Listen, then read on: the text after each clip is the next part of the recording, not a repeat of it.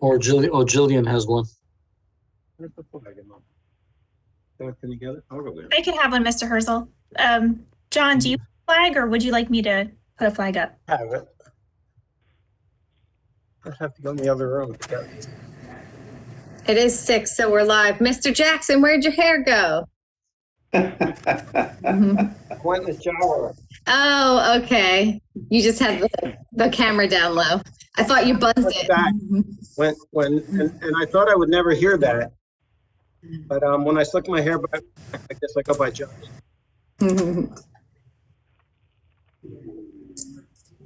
It'll be standing up by the end of the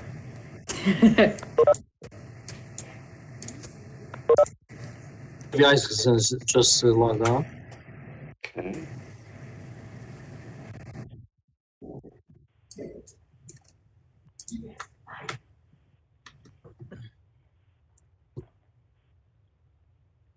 What happened?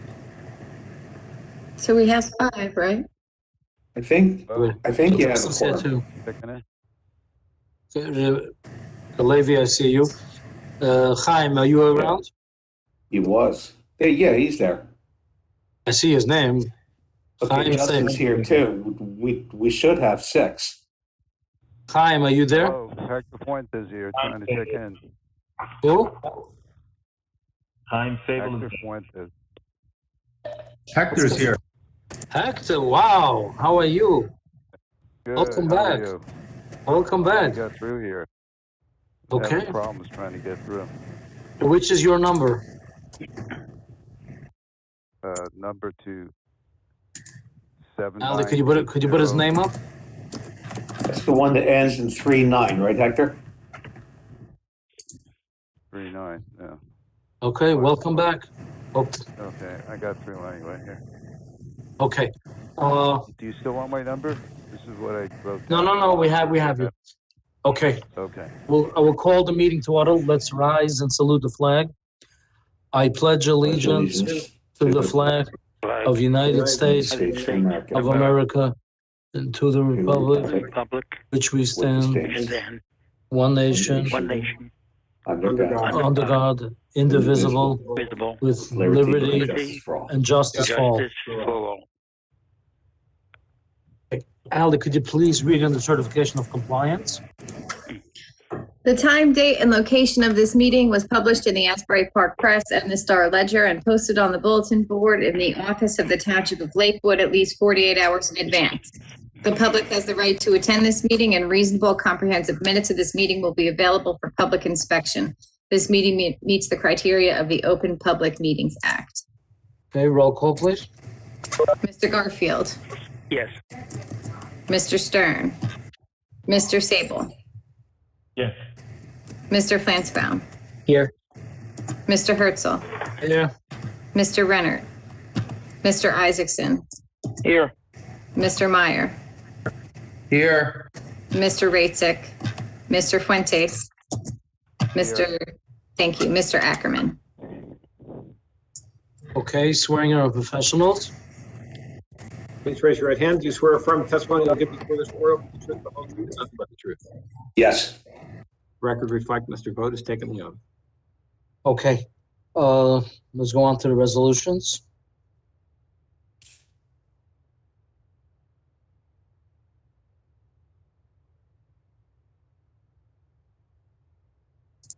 Before we do that, we did have, I'm sorry, do you want to do resolutions first, or we have 2 applications to announce carries for?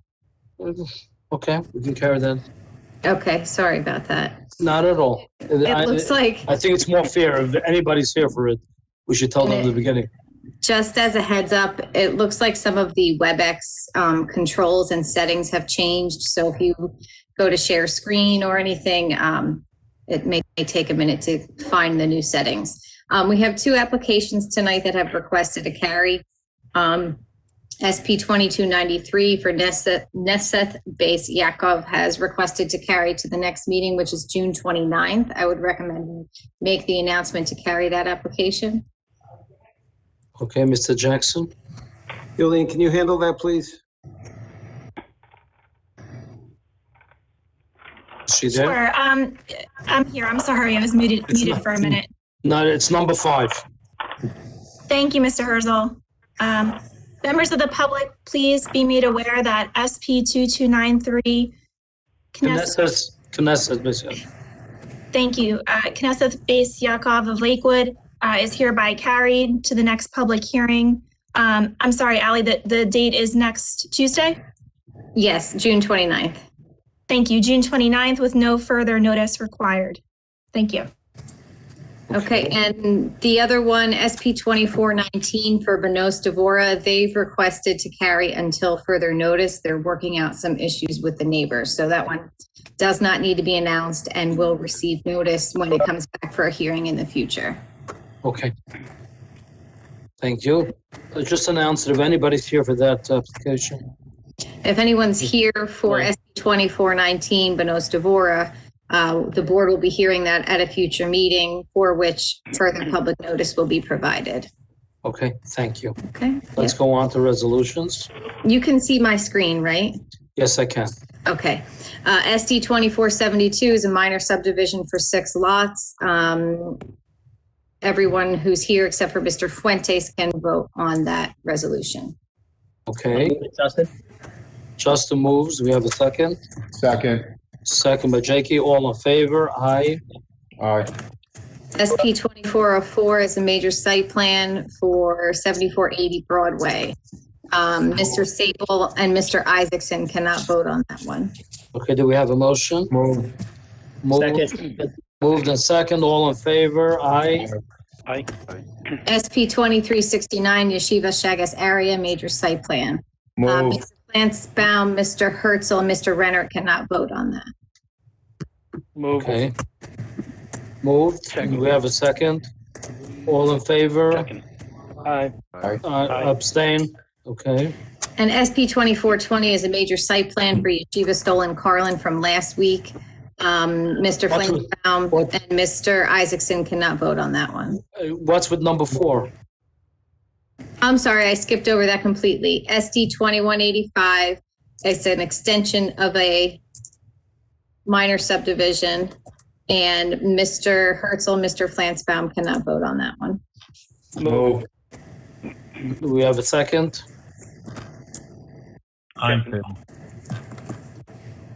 Favor? I'm Aye. abstaining.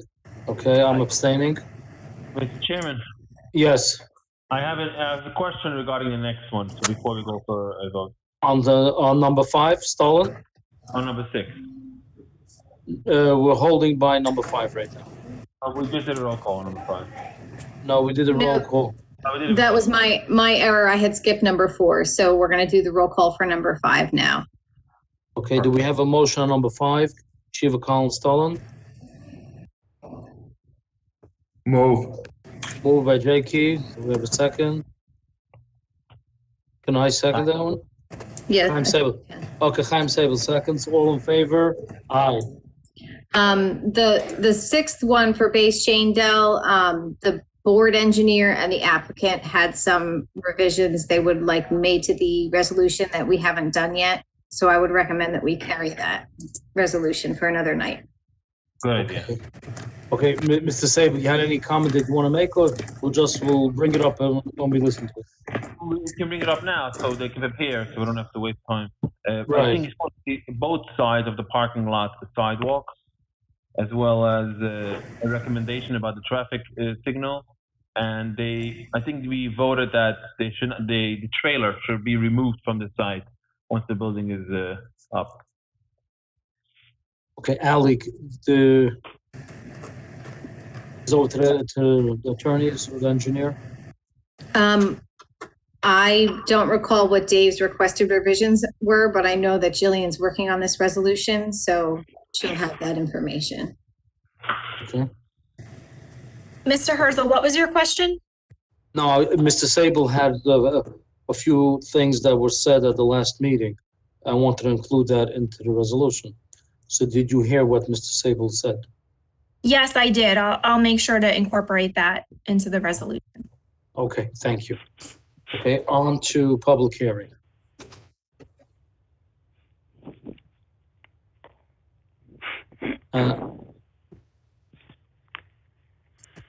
The first application is SP 2423, made by Adari Space Yakov. It's a major site plan for a school located on Lanes Mill Road.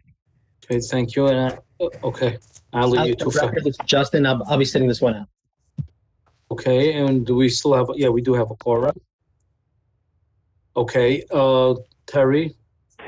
You go. Thank you, Chairman.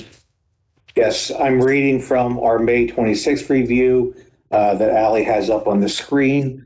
Beginning on the top of page 3 under submission waivers, we have topo, contours, floodplain wetlands within 200 feet, as well as man-made features, plans and profiles, and architectural plans.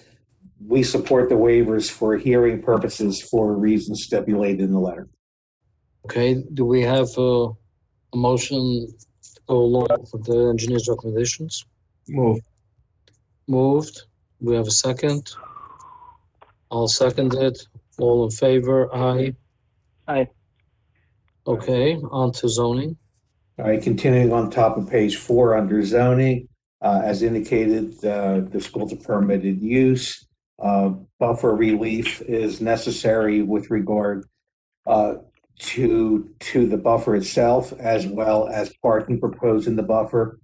We'll get testimony regarding the proposed loading and unloading zones for buses, if any. And based on that testimony, they may need relief on that.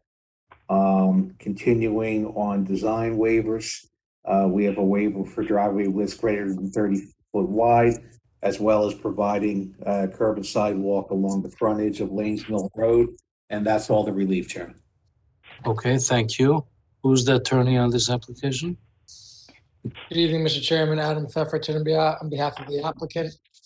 As Terry indicated, this is an application for a school with an ancillary hall, which will be used both for the school as well as other purposes. It's a 2-story building with a partial basement. The application does not seek to have any bulk variances. We have a few buffer relief we're seeking, but I'll have Brian Flannery address those items. If we can at this time for Mr. Flannery, and Mr. Chairman, if you can, once he's sworn in, if you can also accept him as an expert. Yeah. Mr. Flannery, do you swear affirm testimony you'll give before this board will be the truth, the whole truth, and nothing but the truth? I do. Brian Flannery, Jackson, New Jersey, licensed professional engineer and professional planner. As indicated, this is an application for a school. It shows the parking area of 335 parking spaces in front of the building. It shows that it. Yeah, hold on one second. Al, okay, thank you, Ali. Give me a second. She's bringing up the plan. Thank you, Ali. Okay. It labels the building as proposed school, proposed hall, proposed pool, and proposed gym, showing all of the facilities that are proposed for this girls' high school. The property is located on the easterly side of Lanes Mills Road, about 173 feet north of the bowling alley, which is at the intersection of Route 88 and Lanes Mills. As indicated on the tax map that was up, we also submitted an aerial exhibit, which Ali has on the screen now, which shows the area, the limited development that was on the property, and the abundance of trees behind us. There's also a stream corridor in between this property and the bowling alley to separate those uses. One of the questions that always comes up with respect to the schools that also have halls is with respect to the parking.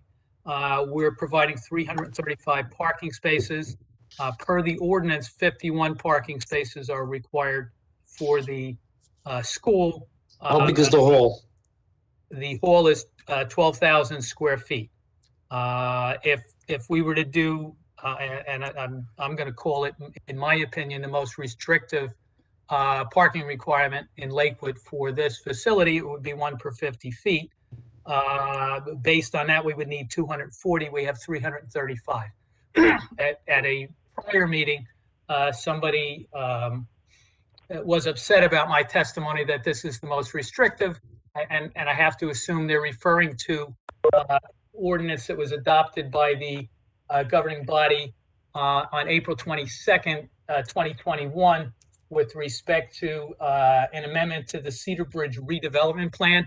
And in that plan, there is a different criteria for providing parking for halls associated with hotels. We're not a hall with a hotel, we're a hall with a school. As the board knows, the hall with the schools, there is not a parking requirement.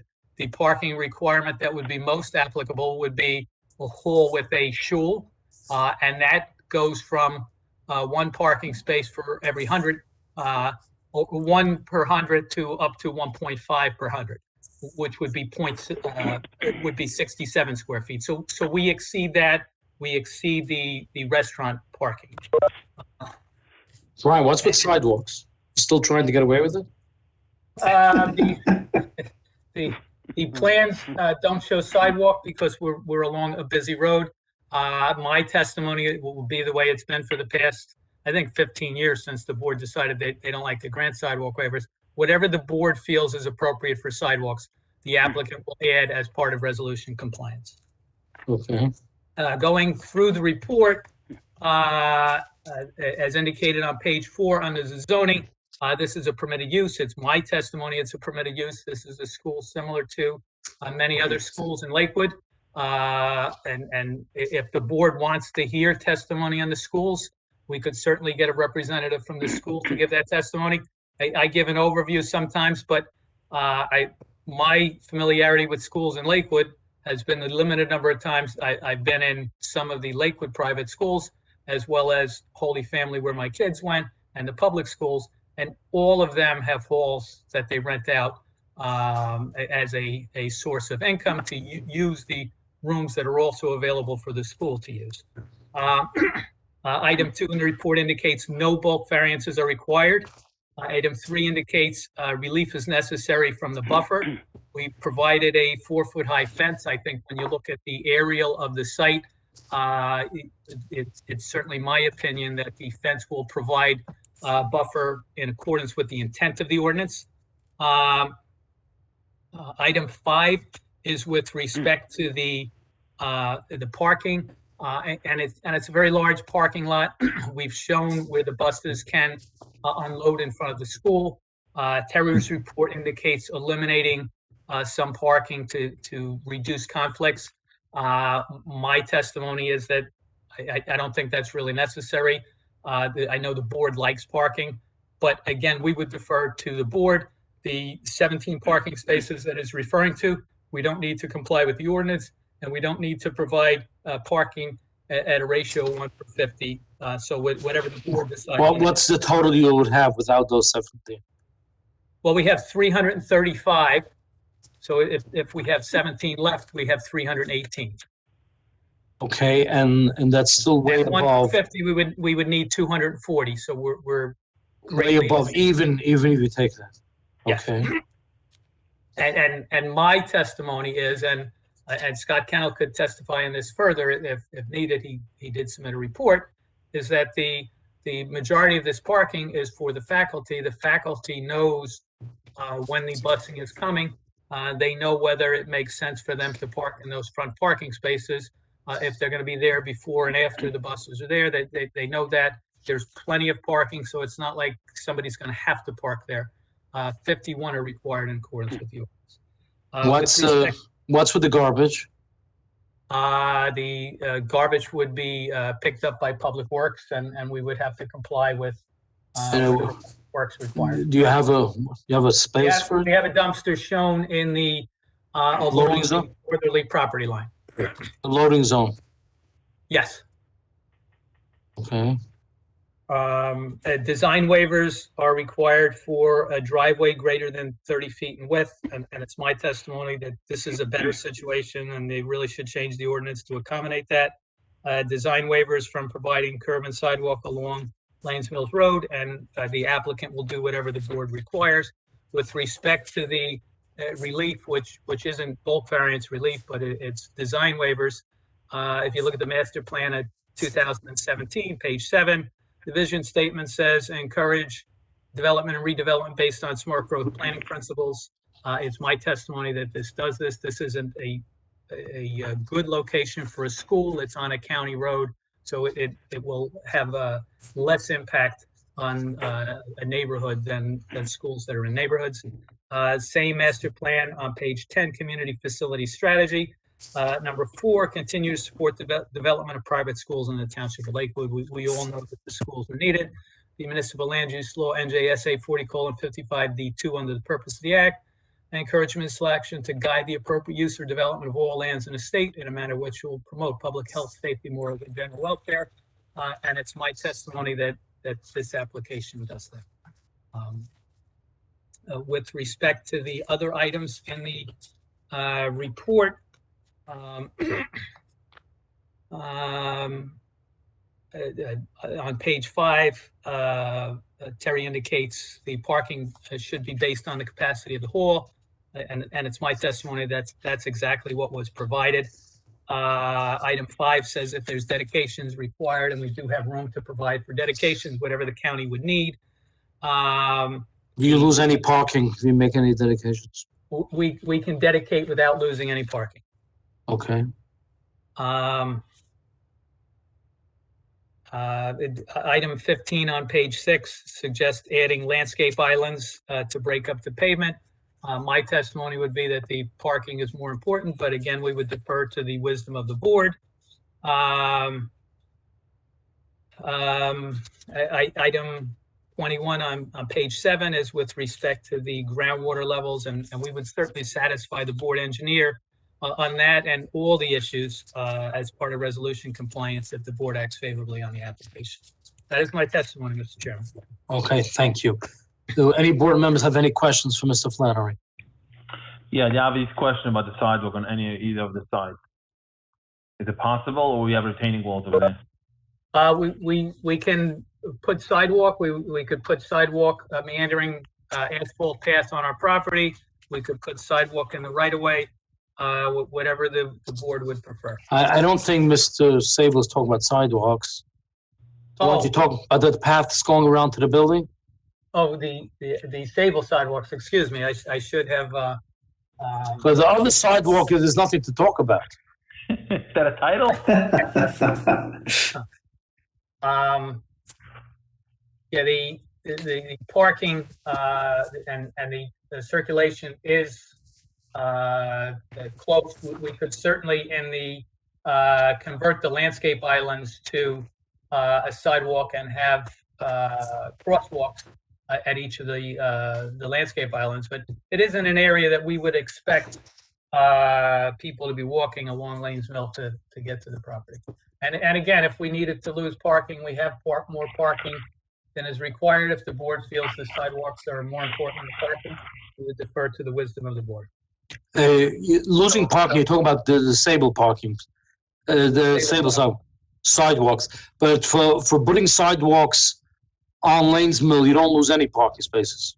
That is correct. Okay. So, Chairman, maybe we put 2 walkways through the parking lot from Lanes Mill to the building in the middle of the parking lot.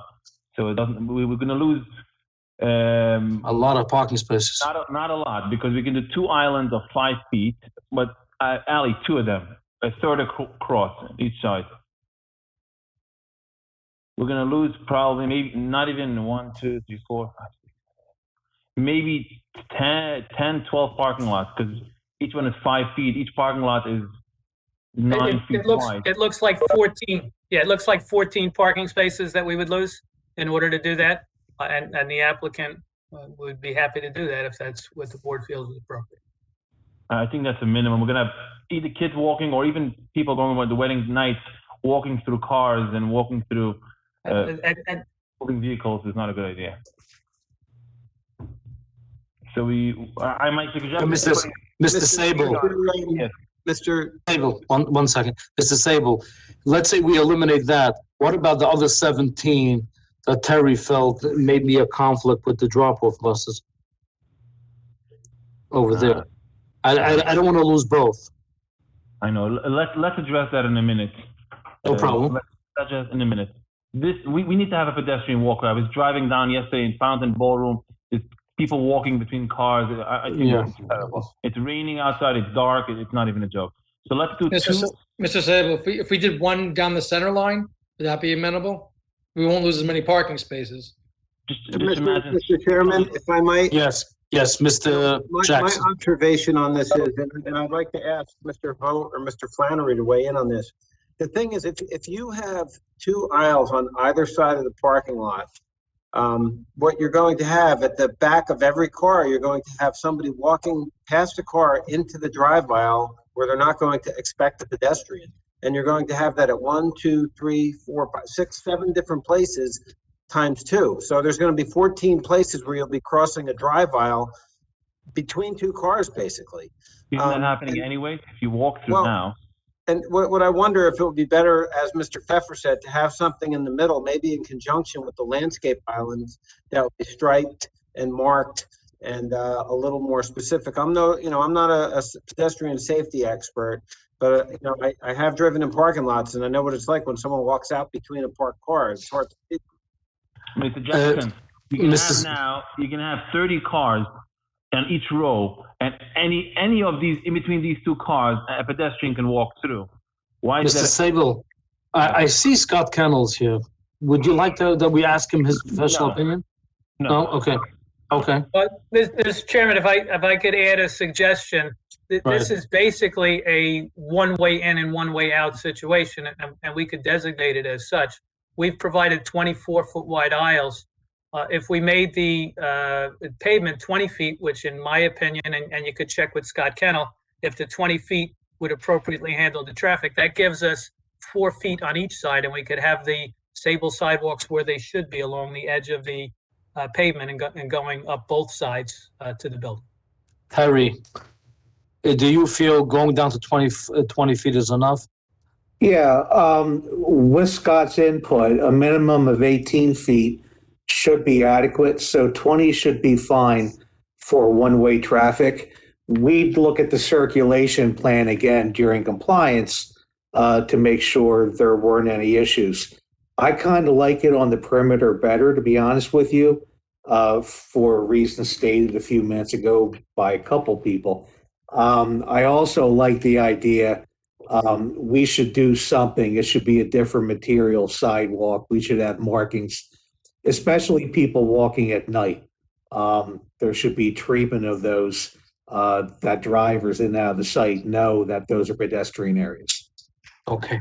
Thank you, Terry. So we had a lot of chit chat, and I'm confused by now.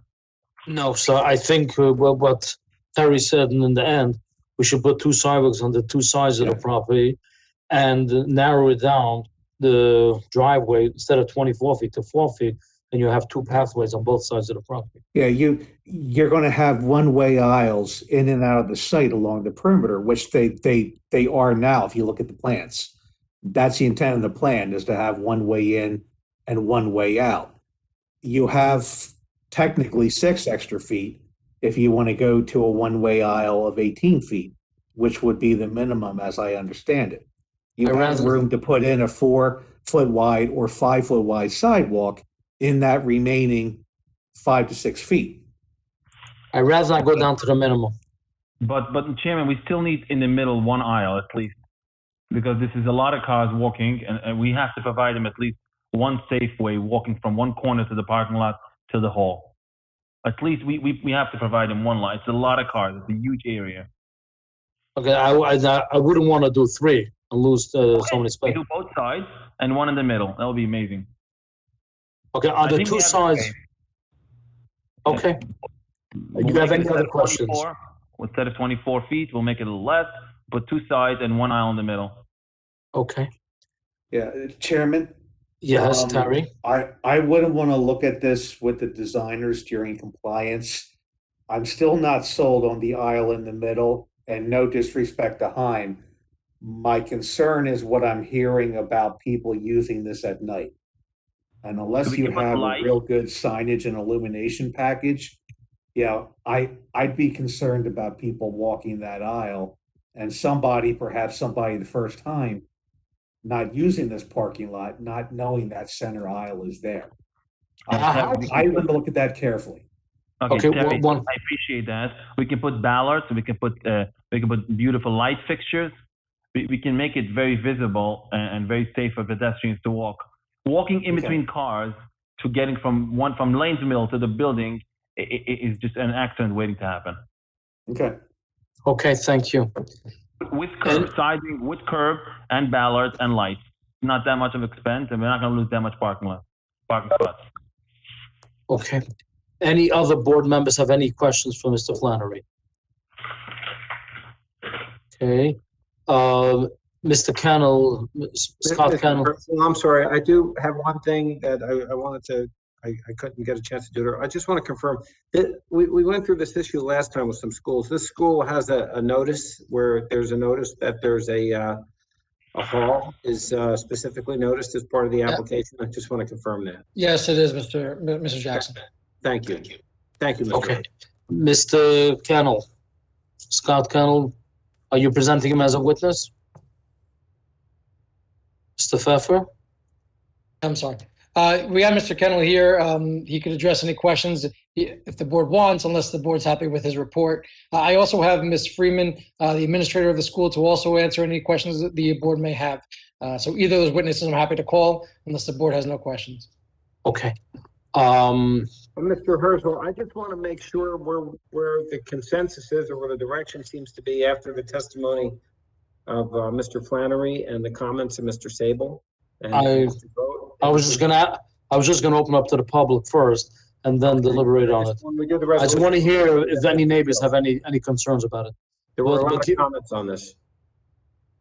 Okay. And Are they all repetitious or all different? Ms. DeSico has annotated them, and she's going to, I'm sorry, Jillian. Hello. That's okay. We received, just a moment, sir.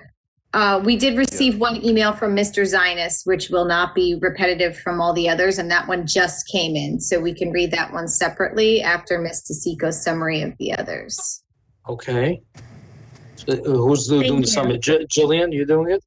Yes, thank you, Mr. Herzl. So we've received approximately 25 emailed comments, all in favor of the application. The comments were repetitive. They all asserted that the school cares about the personal and academic growth of the students, and that the school provides space, that this application will provide the space that the school really needs. I did note that we received one email comment from Mark Becker in opposition. He wanted to share a fundraising flyer that had been printed in the newspaper. He had concerns about the notice, and as Ali had mentioned, Mr. Zions also is opposed, and he cited issues with the lack of notice in his opinion. What's the lack of notice? Give the specifics about the objection. You just gave generic. He has concerns about the notice and about what are the specifics of the objection? The board is just take the chance to read them. Okay, Sure. let me give me a second. I want to read it. So the record should reflect that they're up on the screen. Now, after the board has had an opportunity to read the comments, we'll move on.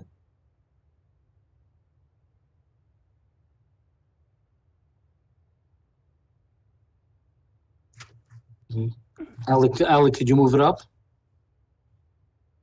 Thank you.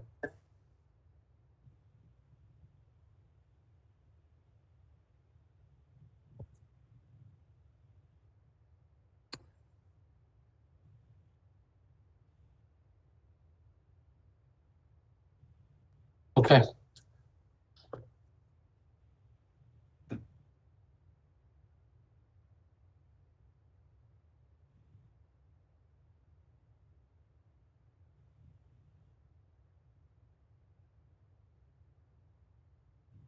Okay.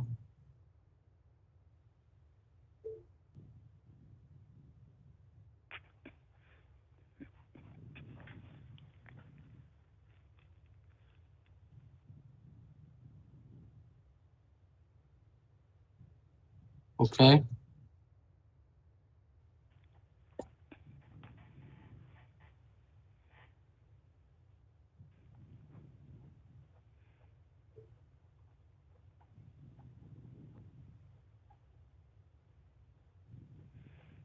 Okay, All right, so the record should reflect that those letters are available to the board to review, and Mr. Herzl, took the time to read it. I presume that the other board members did as well. So if any board members have not had the opportunity to fully read that letter, please indicate so, and we'll give you a moment to read it. So unless Okay. someone speaks up, we'll assume everyone had an opportunity. okay, Mr. Jackson, to answer to that letter, we dealt with this numerous times on the board. In Lakewood, historically, every school has a hall. It's used as a fundraising or for the school purposes or to supplement income for the school. I know Mr. Jackson said even in the Catholic schools, they do the same thing. It's been done like this for all the years, and especially this applicant has noticed for a hall. I mean, at the last board meeting, we said that the applicant should notice, and he did notice to it. Mr. Herzl, just to amplify what you said, the idea of what is an accessory use to a principal use or included within a principal use is fact specific, it's location specific, and it really has to do with what the common understanding is within the community.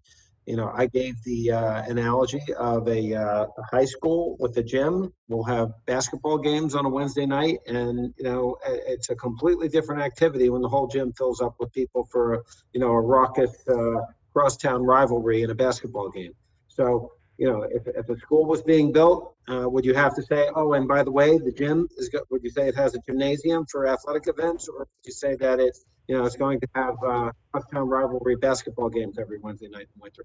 So I think in Lakewood, historically, there are certainly a large number of schools that have some type of ancillary hall, and it's integral to the use. It has to do not only with fundraising, it also has to do with the overlay of the religious practices, the ability to have a hall where very important ceremonial events can occur. So that's what the board's decision has been. It's fact specific.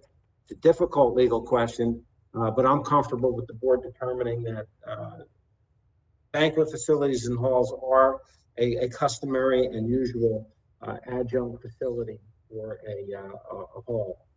Okay, thank you. Now let's just go back, Jillian, to, we had one more email that you didn't read from Mr. Zionist. Yes, that's up on the screen now. Okay, he's basically saying that we need sidewalks. In my personal opinion, we do need, but I would poll the board on that one. Mr. Sable, what's your opinion? I'm still reading it. I'm reading it. You mean? Okay, no, take your time. I'm sorry.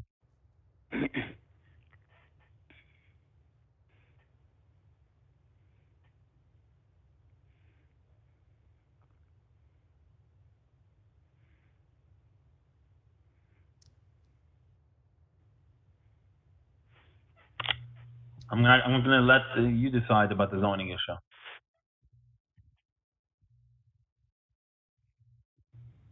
I asked you about the sidewalks. I'll say my opinion about that. Yeah.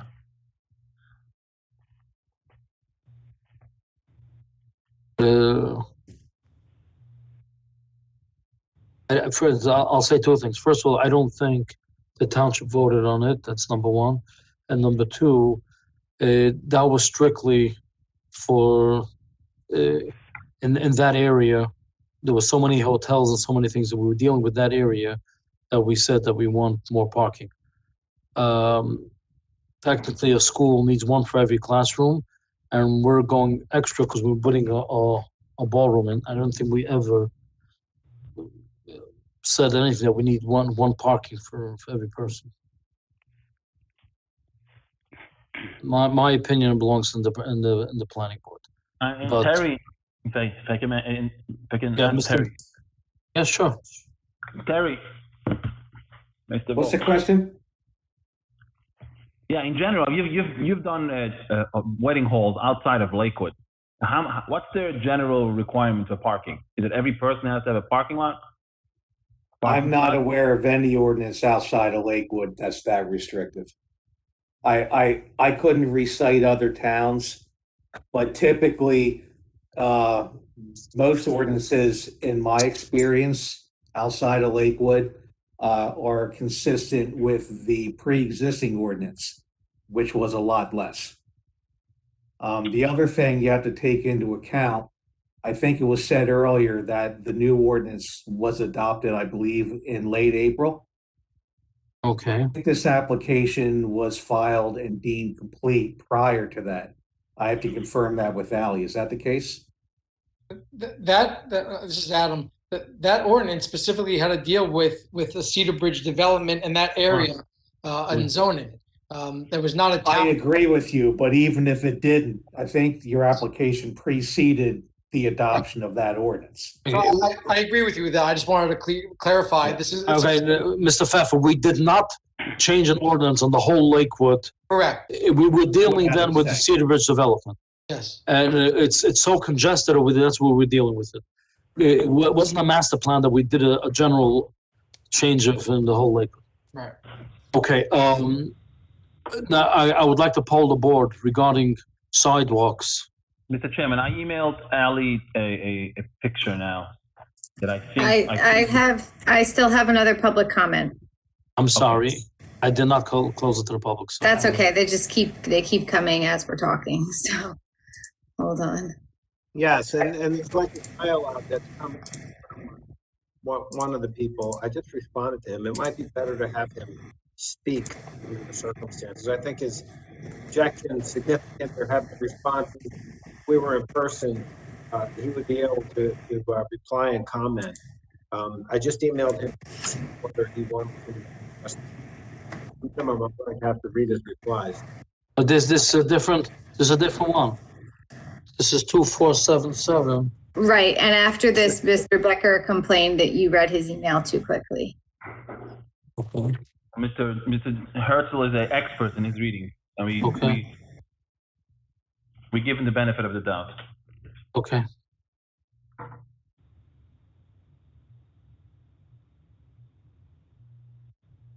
This is not this application. Yeah, this is the wrong case.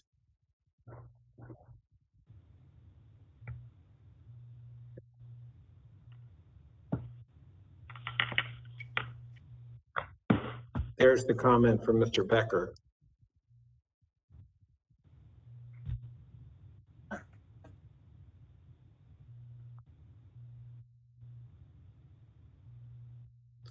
And Mr. Becker, if you're listening and you would like to speak, we can give you that opportunity.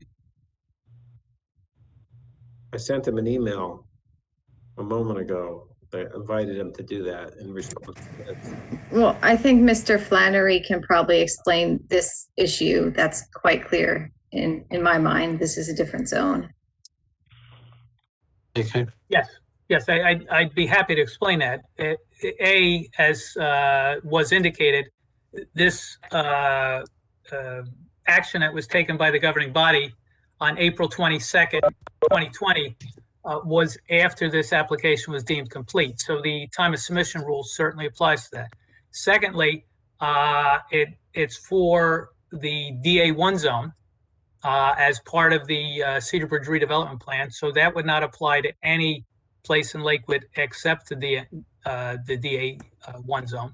And additionally, certainly a facility associated with a hotel is different than a facility associated with a school. So we're not comparing apples to apples here by any means.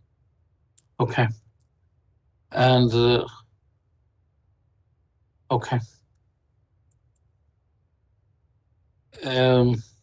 Ally, do we have any other questions? Any No, other comments? I believe that's all I had. I'm closing it to the public.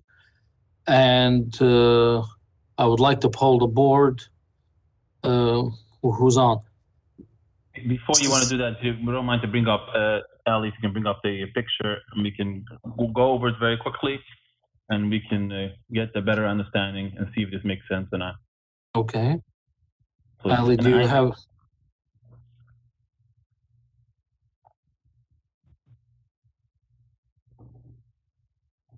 So any comments about the spelling or my handwriting, please keep to yourself. I can't promise that. Excuse.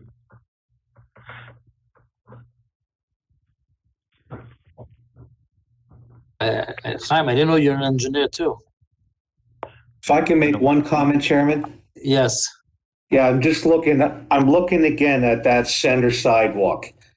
My concern is not so much with the center sidewalk. It's the orientation of the drive aisles being perpendicular. You're going to have a number of cars crossing that center pedestrian access way. And that's what I was talking about. If it's a raised, You're in compliance. I have no problem with that. Agree with you, Terry. But that's my concern. Can we put speed bumps at that location where they at least slow down? Put a curve, raised curve with some ballards on both sides and lighting? I'm sure we can work with Scott and work with New Lines in compliance to look at a whole host of potential traffic calming measures. Can we agree to do this? So, Mr. Sable, we're looking at your drawing. So obviously what I'll call the outside walkways, which Brian had indicated will go to 20 feet. 20 feet. That we're fine with. We'll also do the I believe it's that front sidewalk against Lanes Mill. We have no problem with. We'll do also around the building, the walkway. I think that's what you're proposing, a walkway around the building. Is that correct? Right, just leave, because there's a door over here, which Right. he just That's fine. The only question is the center one. We would just agree, if you're okay with it, that we would work with Terry during resolution compliance to allow. Again, I don't want to cause a new hazard that we're not thinking of. I would allow the professionals to work with it to do something to alleviate the concern you have. Yeah, We're agreeing with everything else. If a majority of the board is in favor of it, we can certainly work during resolution compliance to figure out how to make that work. I don't know of any other parking lot in Lakewood or anywhere that has something like that. But Hold on 1 minute. And Mr. Sable, I know you've been frustrated with this type of thing in the past, and their intentions are well, but I must advise you that I think that's a bad process and puts unfair pressure on the board engineer. If the board votes, and if your motion to approve this includes that element, then that's what the approval is, unless you want to delegate it to him. But if you think that is a necessary feature, Mr. Jackson, let me poll the board on both of them. Let's hear the board's Let me opinion. prepare your poll. I think this site is an absolutely beautiful site. I think the building and the design is very good. The location is even better than anything else. There's not going to be pedestrians walking to this building. There's not going to be a lot of cars parking on Lanes Mill. I think this is a win-win situation. It's the new concept that I'm trying to figure out based on me being at a hall yesterday night and seeing where people are walking. It is a new concept. We do have to tweak it and make sure that it works, and I'm okay with that. I'm okay that we figure out with the engineers, with the professionals, and I'm sure we can get some sort of ground to make it happen. And if we cannot, then this is a safety issue, I would take it off then. I would agree to take it off. Okay. Any other board members have any comments about the sidewalks? Mr. Meyer, Mr. Garfield, Levi Isaacson, if you're still here. I think the one up the middle is a little crazy. Yeah. Okay, you don't want. Thank you, my friend. Okay, Mr. Garfield, what do you think? Mr. Garfield, what do you think? I think sidewalks along the edges. Not in the middle. Walking in traffic. Sides. Oh, and on the sides you do want. Mm-hmm. Okay, Levi, are you there? On the sides. Okay, Levi, are you there? I am. What's your opinion?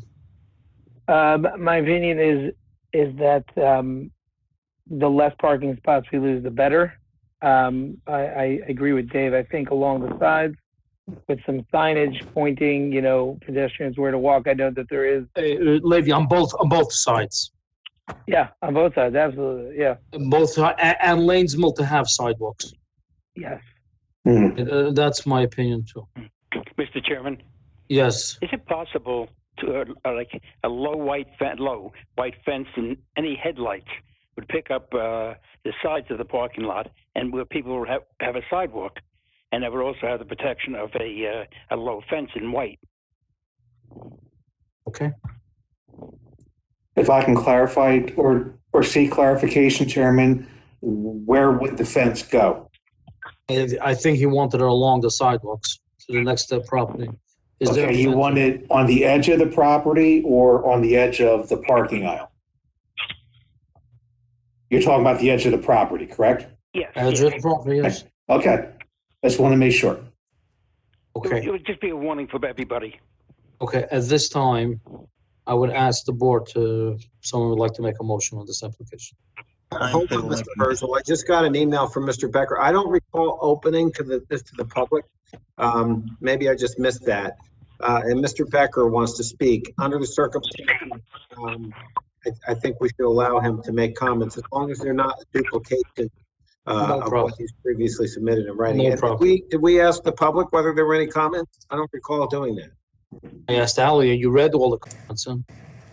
People can Right. log on and make comments, over this format as well. Okay, so I will open that to the public again, and Mr. Becker can speak first. If he's there. Good afternoon. Mr. Becker, are you there? Mr. Becker? I am here. Can you hear me? Yes, I can. You just have to be affirmed by the attorney. Hold on. Mr. Jackson. Affirm the testimony you'll give before this board with the truth, the whole truth, and nothing but the truth. I do. Please state your address. Vine Street area. I'm sorry? Vine Street. Vine Street in Lakewood, New Jersey. Okay, so you're a Lakewood resident? Okay, please proceed. Well, Mr. Jackson, I'd like to know what address Mr. Becker is residing at. That's correct. What's your street address? It's in the 300 range. I don't want to be retaliated against, so I'm remaining in the 300 range. 300, and the address is around 300. I'm also very curious, but I don't think legally we have to require him to have an address. He's That's written a correct. letter and he's identified his name. He's given a street. He's given the block that he's in. I don't. Okay, Mr. Becker, go ahead. Please proceed. Thank you. So the notice states that it's an ancillary use. I don't see how a wedding hall with 200 weddings a year is an ancillary use. It's not required for education. That's not incidental. It's none of the above. The technical legal definition of ancillary is something which is secondary to a use. This hall is much bigger. The footprint is significantly larger. There's no way that it can be called an ancillary use. When a regular typical reader sees this thing, people that are neighboring in Bricktown right behind this thing, they have no idea what's going on in Lakewood. They live in a different town. What should be done is we should write it's a wedding hall. That's what we should write. If we're not writing it's a wedding hall, at 200, weddings a year, that's quite significant. It sounds like you guys are trying, like the applicant is trying to hide something. It doesn't want people to know it's a wedding hall because then they might come and object. That's the real problem. The second thing is that the 1-to-1 ratio, if you would notice, if you take a look at what the mayor said, it does not, apply only to hotels. The problem is that in Lakewood, more than 3 people travel in a car. Less than 3 people travel in a car. It's usually 1 person per car. If it's 1 person per car, the place can fit 1,000 people. You need close to 1,000 cars. Now, maybe you don't need 1,000 totally, but they're only going to have 300 spots. They're going to have a lot more than 300 people there. The place is going to back up. It's going to be traffic jams. It's going to be accidents, and they should build a multi-floor parking garage.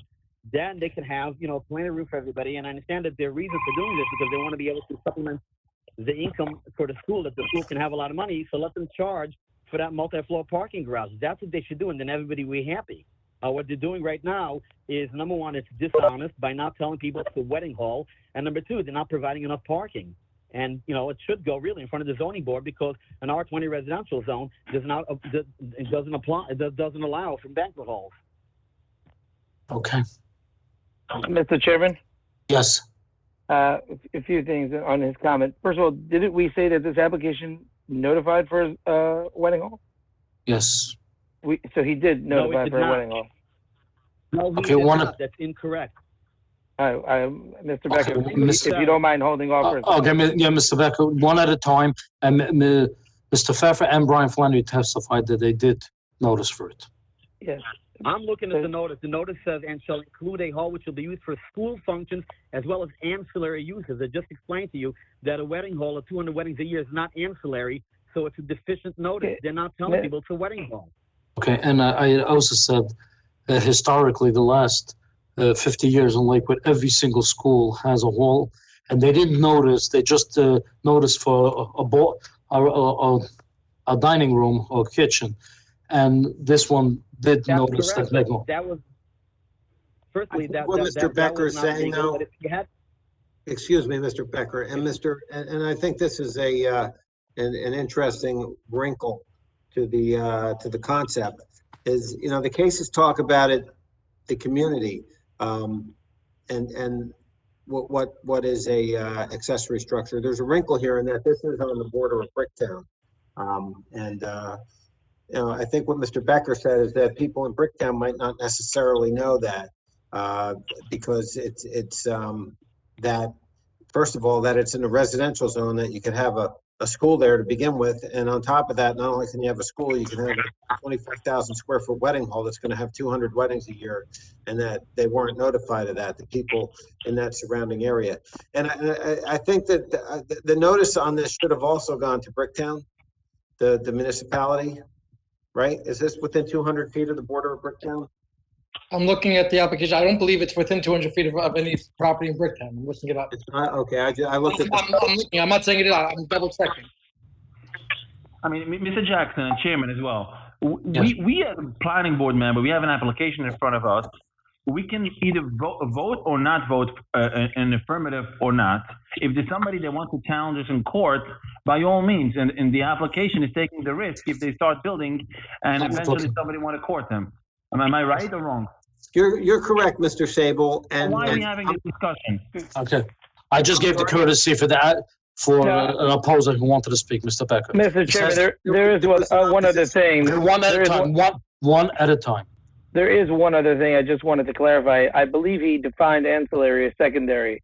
I believe a school's use, primary use, is a school, and anything besides school use is ancillary. So I think it does fall into ancillary. Okay, whether they use it once or 200 times, it's still a secondary use after the school. Okay, I agree. That's legally incorrect.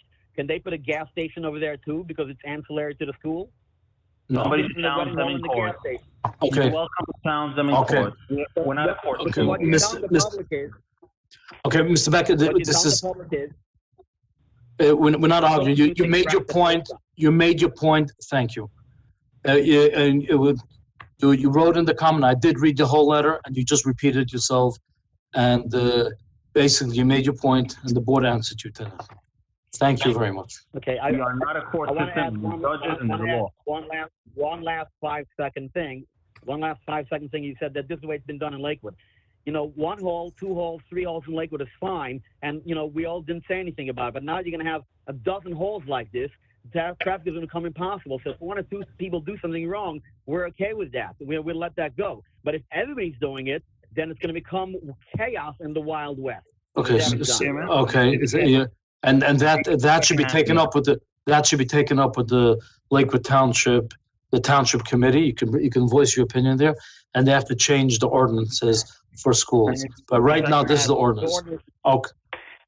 Chairman, I want to add something on that comment. Okay. Thank you, Mr. Becker. And I want to add one more comment, Mr. Chairman, on that note.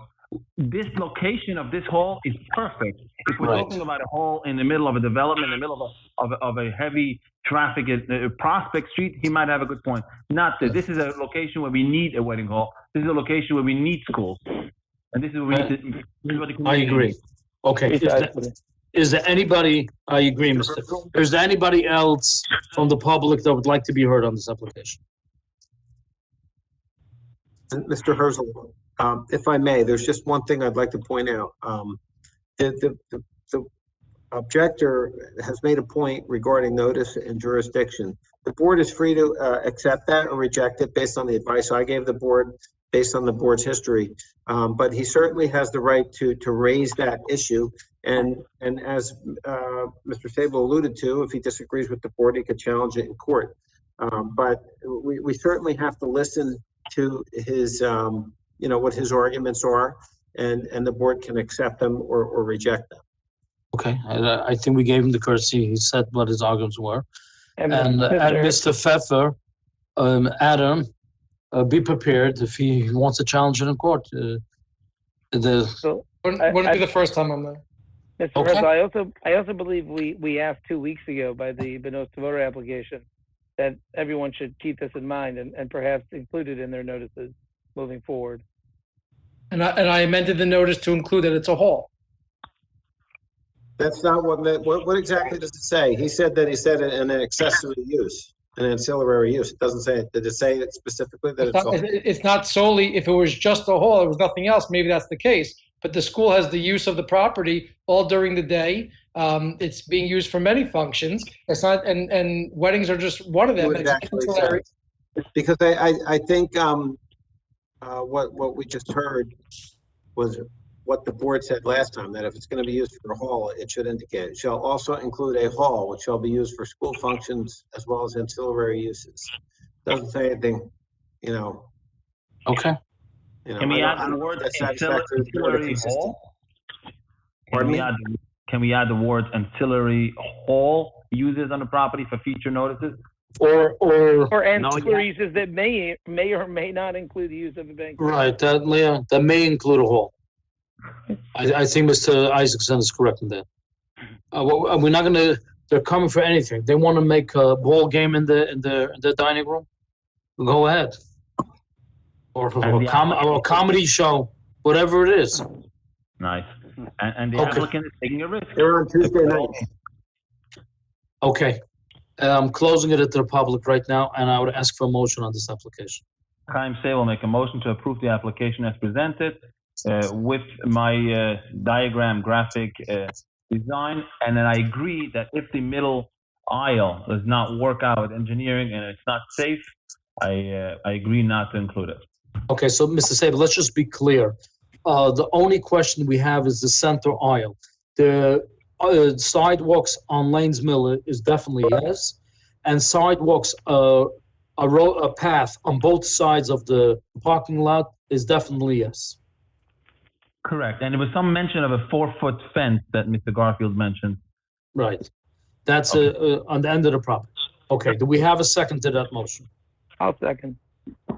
Okay, Mr. Isaacson, second. Yes, I recognize your voice. Roll call, please.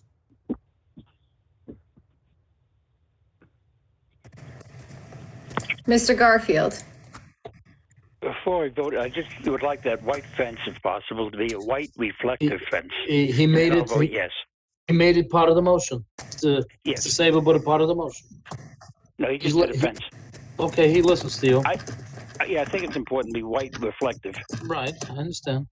Okay, roll call, please. Mr. Garfield. Yes. Mr. Sable. Yes. Mr. Herzl. Yes. Mr. Isaacson. Yes. Mr. Meyer. Yes. And Mr. Fuentes. I'm not sure if he's still here. Yes. Thank you. Thank you. And the applicant should take caution about the legal issues about this.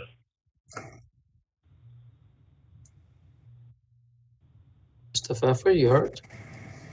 I heard. Okay. We addressed it. We addressed it. We spoke about it, and we don't have to bring it up every application. That's all. Okay. On to number 2. This is SP 2413 for Kikar Shabbos. It's a major site plan for a mixed-use building on Monmouth Avenue. Okay. I'm Terry, sorry, when you're Mr. ready. Chairman. For the record, this is Justin. I'm back for this one.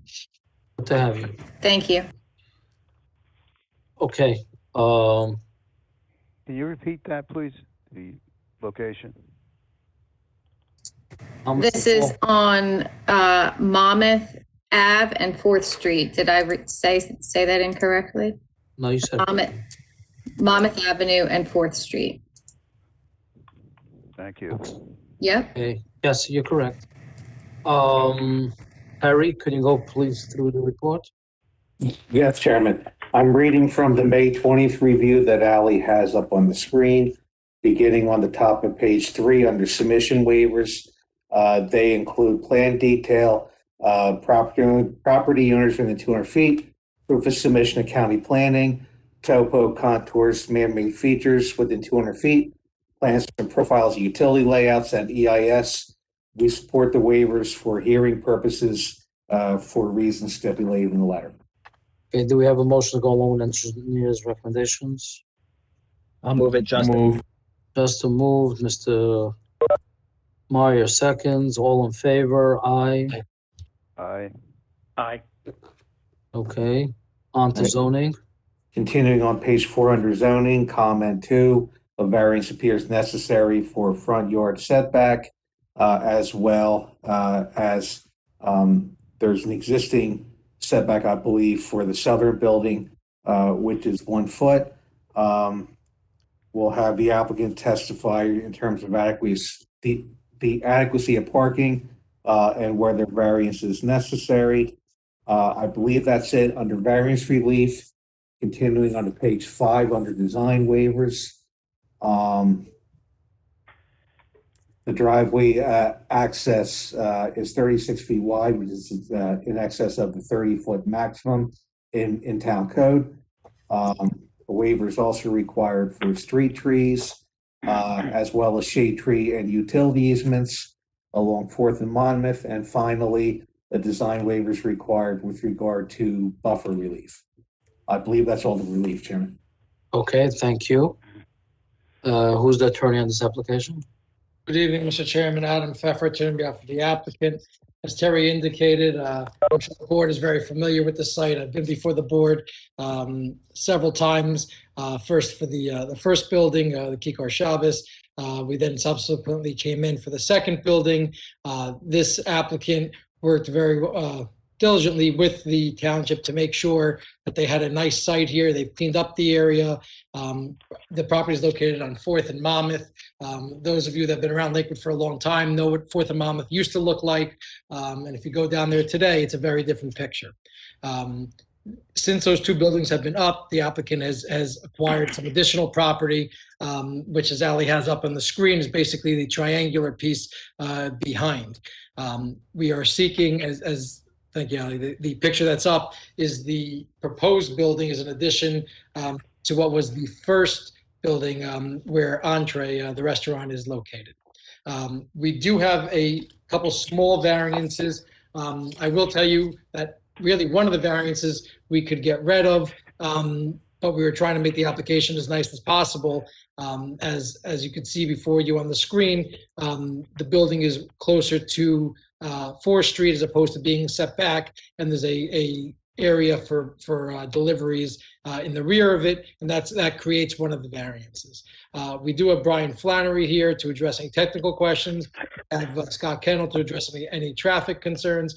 And I do want like the township, the board members to know, we did work diligently over several meetings to try and alleviate all of the neighbors' concerns. I don't know if we're going to be able to, if we were able to accomplish all of their concerns, but I do want this noted that Rabbi Kanarik and his team did try his best to make sure that there was no objectors. Be that as it may, we think we put together a very nice application for a nice rateable and to continue this nice project.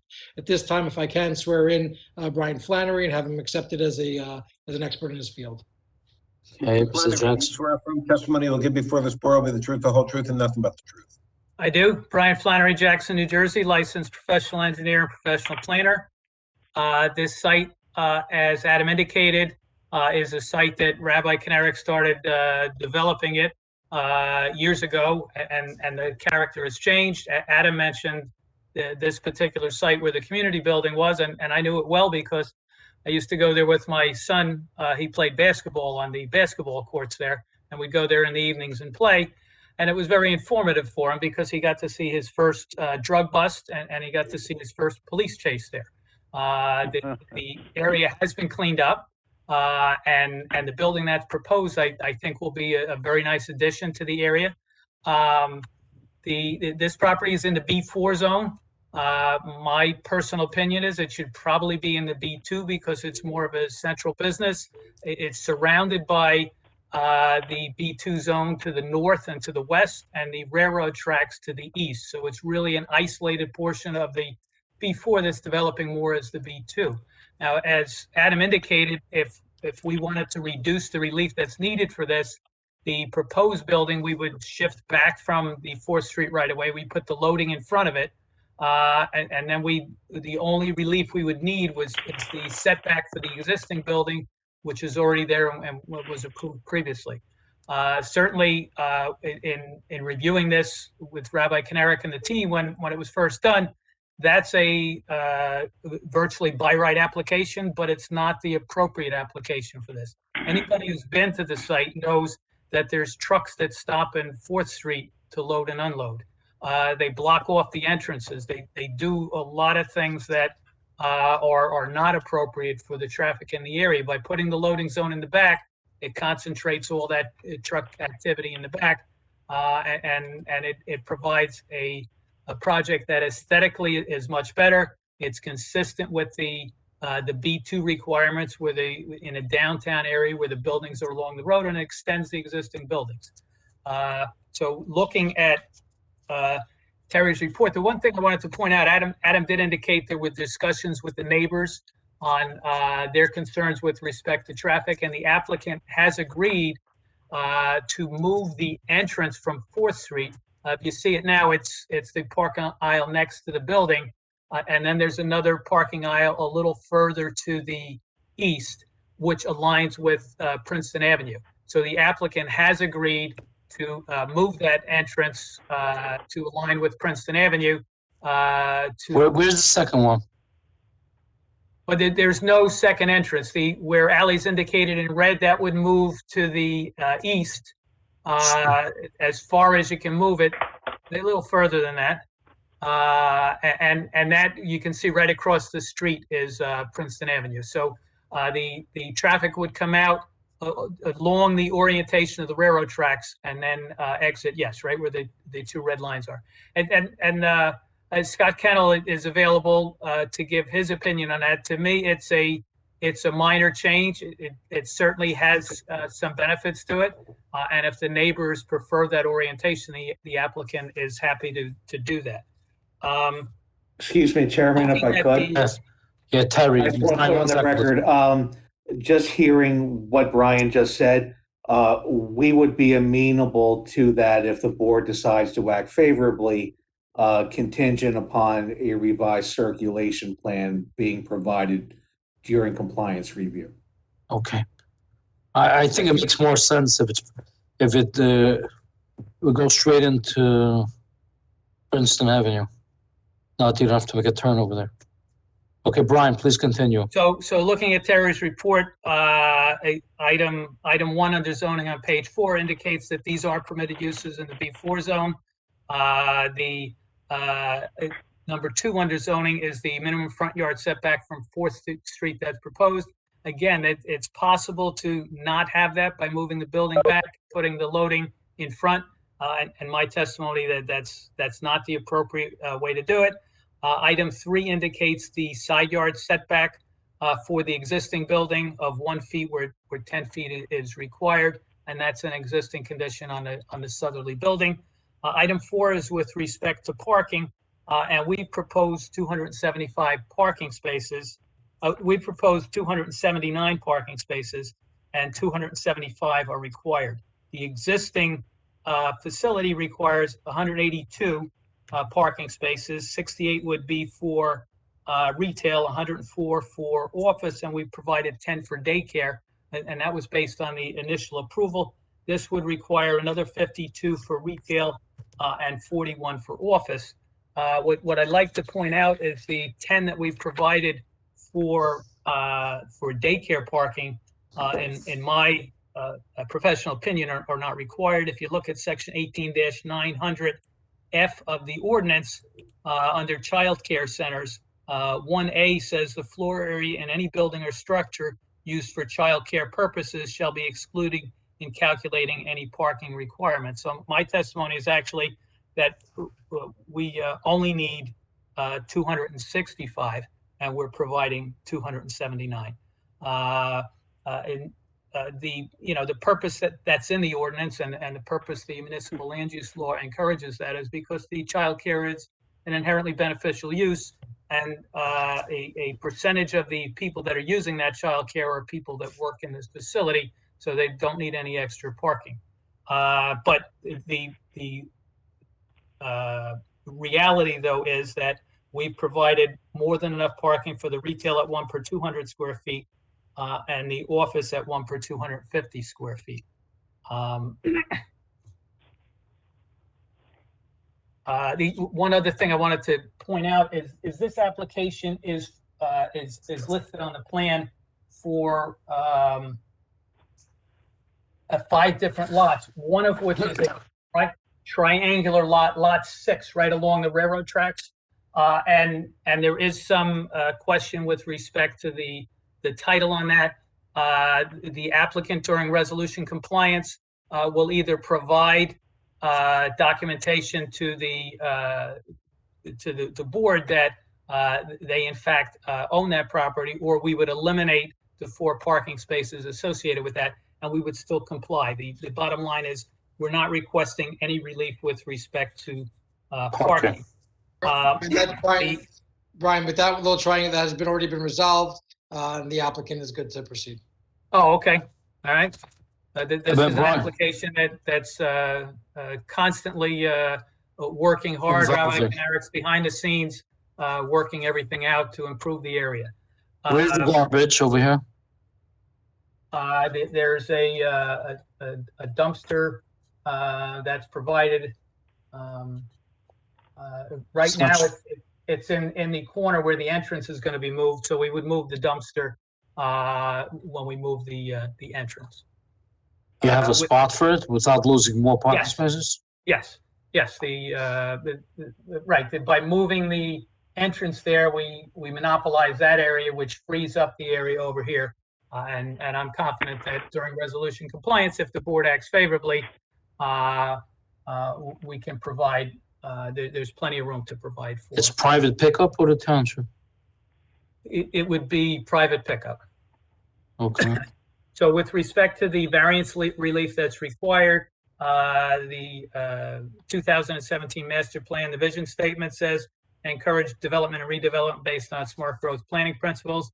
It's my testimony that this accomplishes that. The municipal land use law, NJSA 40:55D2, under the purpose of the act, says encourage municipal action to guide the appropriate use or development of all lands in a state in a manner which will promote health, safety, morals, and general welfare. And it's my testimony that does that.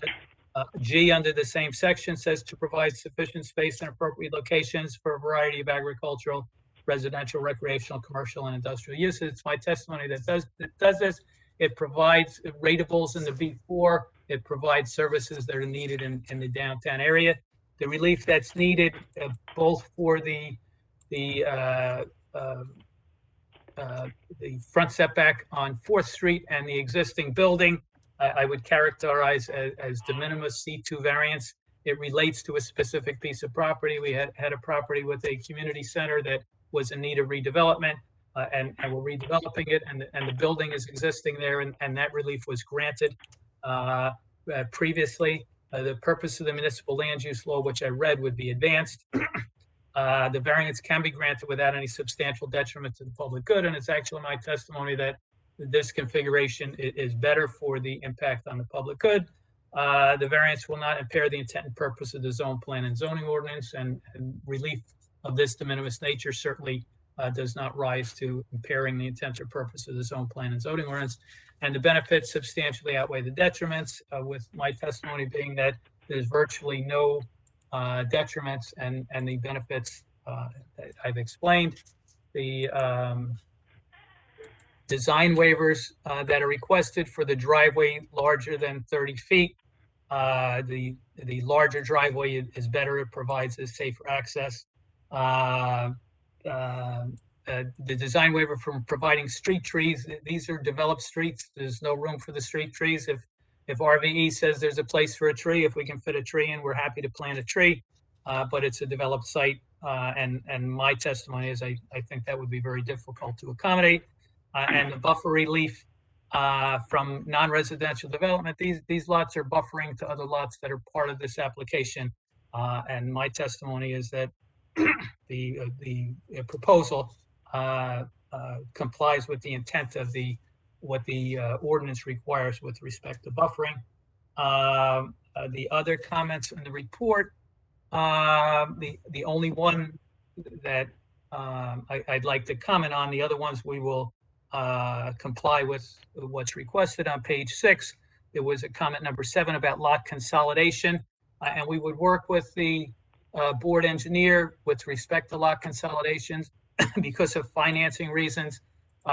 With some of the buildings, with the financing, we can't consolidate all the lots, so we'll do it to the extent that it works with financing. Other than that, we would satisfy all the comments in the report.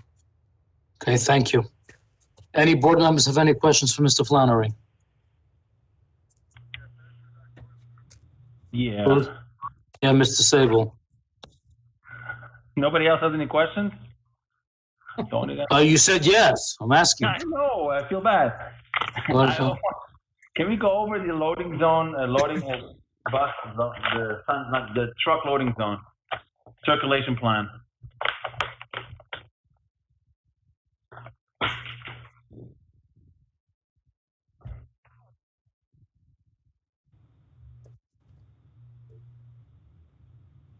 Yeah, a circulation plan was provided, sheet 17 of the set.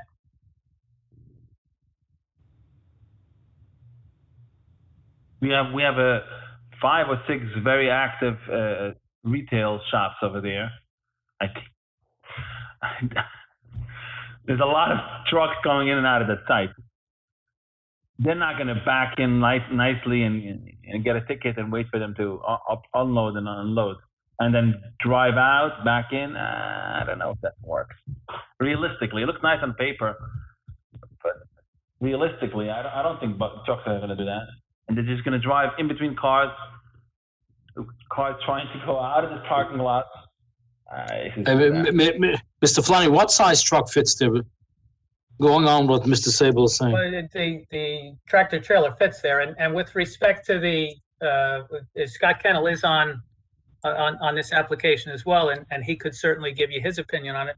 But it provides for the trucks to do that. I understand what Mr. Sable is saying because, you know, I've been in Lakewood for 30-some years, and I know that trucks just stop places and do things, and I think it's an enforcement issue. I think they know they don't get tickets, so they do it. I know in other municipalities, they don't do it to the same extent because they would get a ticket. So we provided an area where it can accommodate. Brian, you're contradicting yourself. You say you're providing something that you know doesn't work, and we have to act on it? No, what I'm saying is it does work, but that lazy drivers do different things. And the only way you control lazy drivers is by enforcement. They have to get tickets. Lakewood doesn't do it. So if we're dealing with a town that doesn't enforce stuff, as you say, and then we have to allow this kind of circulation. How does that work? It says easy, but fact is that this is going to be a disaster. This is the fact that it's already a disaster without this building. I mean, I know I shouldn't be speaking up on a. Mr. Sable, Mr. Sable. Do you think it makes more sense to put the loading zone in front of the building? Maybe move up the building in between the two buildings and have the trucks go in over there, one way in and then go out. Move up the building a little bit, maybe make a one-way drive through. But I don't know, but this stinks. In my opinion, I'm not a professional. I have no license. I just drive around Lakewood. I drive there a lot because I love Corn's Bakery. This is a disaster, in my opinion. But my opinion is that it improves the situation. Leaving the space between the buildings, that's where I've had the problems with trucks stopping in there or stopping across there. This provides adequate circulation for the trucks. Mr. Kennel can give further testimony on that, but my professional opinion is this should make it better. I understand what you're saying, that things get done in Lakewood different than in other towns. Lakewood Planning Board member. and Scott is not, and you're not, and you know the facts, and I know the facts, and we're not supposed to talk about it. We have to. We can make it better. We can make it work. I don't know how. But that's why you're professional. Why don't we call Mr. Mr. Chairman, this is Justin. Okay, Yes, I just have a Justin. question to ask. The Justin. is there you know, we're talking about the existing retail and how I just heard Mr. Stables talk about how the existing retail situation is very busy in the front. Isn't this a separate entrance? These trucks are not coming in the same way that everybody else is coming in. This is Right? the loading in the back. These trucks are coming in off of 4th Street, right? The existing retail front's Monmouth. Correct. No, the truck Am loading. and I unloading not in the back. am I not saying this correctly? So in other words, the loading and unloading for this new proposed building has nothing to do with the existing retail in the front. You're talking about a different entrance and a different location. You can't even get around this thing. Is that correct? Am I not? The loading and unloading for the existing buildings will occur in the back as well, in the area where the loading and unloading occurs now. And we've provided a large loading zone, which doesn't exist today. What exists today is it looks like maybe a 20-foot driveway that usually has cars parked in it, and the trucks just stop right in the driveway. This provides a place for the truck to park. Okay. If you be there yourself to control traffic, maybe it work. Brian, maybe at this time we could call Scott Kennel to address it. With all due respect to Mr. Kennel, we know facts. Mr. Kennel knows numbers, and he knows, different town. This is facts. Facts what's going on. And Mr. Kennel gave us, throughout the years, even before I joined, always traffic advice. And look what we're up to. We have a lot of traffic in town. With I all don't due think that's respect. fair. It's all based upon data. It's based upon studies, and there are ordinances in place that we're complying. I But really, Lakewood is before we jump to what Mr. Kennel's going to say and judging what he's going to say, why don't we hear from him first? I think that as a witness, you have a right to be. So, Mr. Jackson, if we can swear in Mr. Kennel.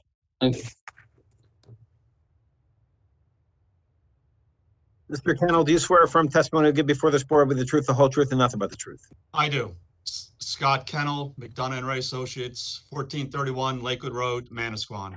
Oh, so Mr. Kennedy, did you learn already the traffic in Lakewood? Can you testify in that? I created all the traffic in Lakewood. Okay, so you can testify in it? We've counted many cars in Lakewood during my. Mr. Chairman, you accept Mr. Kennel? I knew it. Yes, I do. Okay, Mr. Kennedy, please go ahead. But what I'd like to state, when, and Brian didn't go into details, but the loading zone that is proposed behind the new building is very generous. It's almost 25 feet in width. It can accommodate multiple vehicles side by side. It's much different than what you typically see.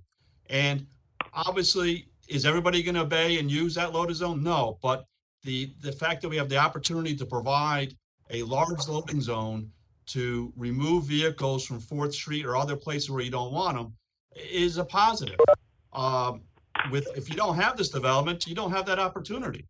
So in my mind, in my opinion, the plan as proposed is an enhancement when we're dealing with the loading activities as compared to what presently exists. So Can I challenge on that disagree with question? Mr. Sable respectfully, but this plan has provided a generous loading zone, and in doing so, we've sacrificed the ability to provide more parking. And we've shown we don't need the parking because we comply with the ordinance. And also, we're in an area where you have, a heightened pedestrian activity, so that all in itself is a good synergy where this site works with the parking proposed, and the loading zone is an enhancement. Right. Maybe Traffic. Respectfully, questioning where a truck is going to try. Let's say a truck is going to back into that loading zone, behave when he's parked. He's going to behave, but we're getting in there. He's encroaching and waiting and doing a front and a K-turn and a round turn on an actual driveway where 50, 60 cars are trying to go in and out. Yeah, but they're not going all in and out at the same time. And again, you have to also realize that this site and this parking lot has access, which has a greater use to the south down to 2nd Street. It's on the old right-of-way or paper street of Steckler Street. So again, we have to remember that this parking lot is served by not only 4th Street, but also access to 2nd Street as well.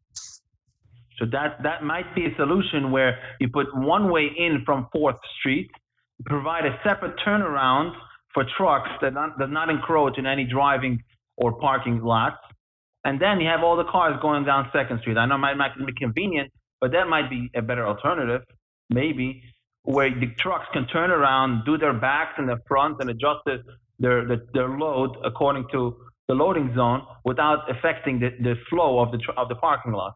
Well, may I suggest that, again, Terry has asked for a revised plan and a revised circulation plan, that in concert with that, we have a discussion with the traffic department of the police, of the Lakewood Police.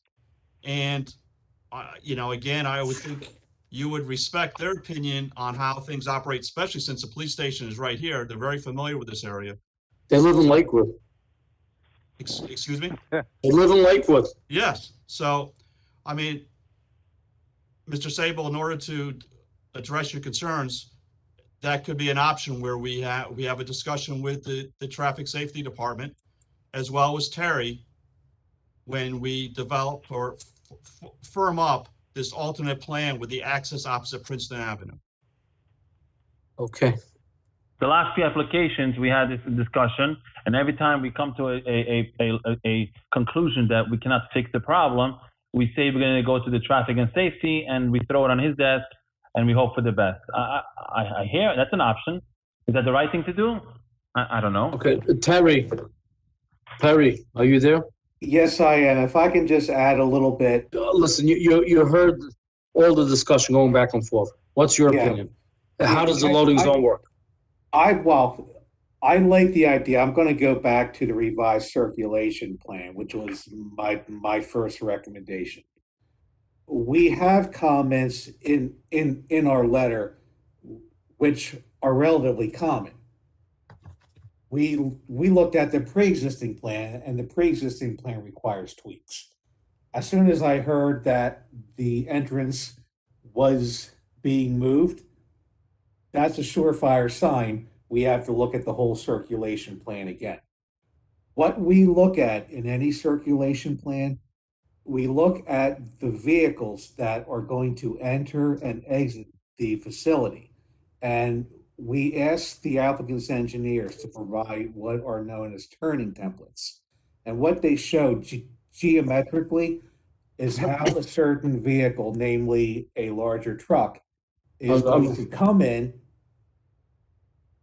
enter the site, make its necessary turns, and exit the site, and they have to prove as part of that circulation plan that the truck can make a maneuver without encroaching into parking, into islands, into buildings, into whatever.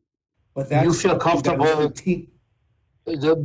Terry, do you feel comfortable to do that at resolution compliance? Or do we feel need more comfortable information looking at now?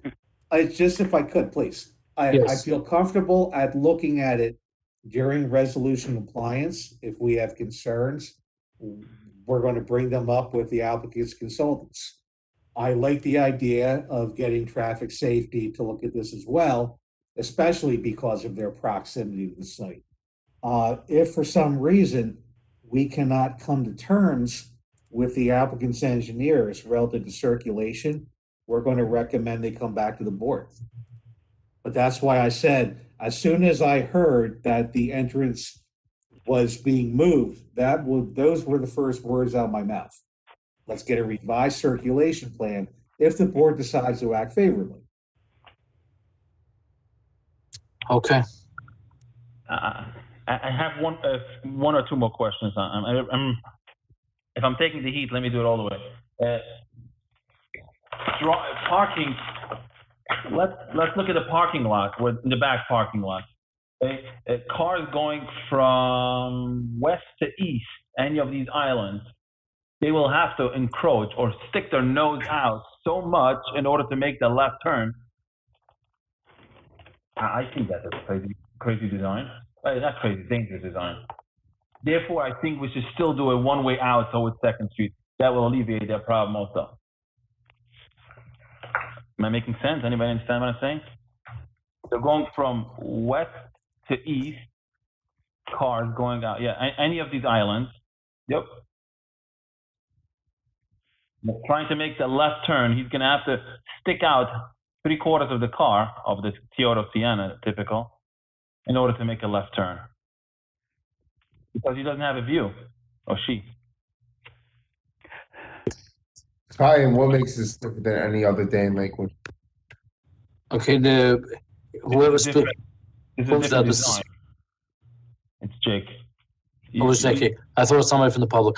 Yeah, but it is a odd shape. It's a triangle shape. The railroad goes on an angle over there. So we should make it a one-way out on 2nd Street, and cars will only make a right turn, which is also scary, but not as bad as making a left turn. Isn't it closed by 2nd Street behind? Thank you, Mr. Meyer. I have seen recently, there's been discussions from the property owner asking the applicant to vacate portions of something over here, and I'm not even sure there's full public access out to 2nd Street. That we may need some elaboration on exactly what's going on down here. I know there isn't, because I have attempted it going from one side to the other. I don't think it connects to the right of way currently. I think there's private property blocking the way, but I know that there's something depicted here, and I'm not sure what that is. They're showing parking over there. Brian. Can I speak, please? Can I speak, please? You have to be hold on, you have to be affirmed then. Mr. Jackson, can you affirm? That depends whether Mr.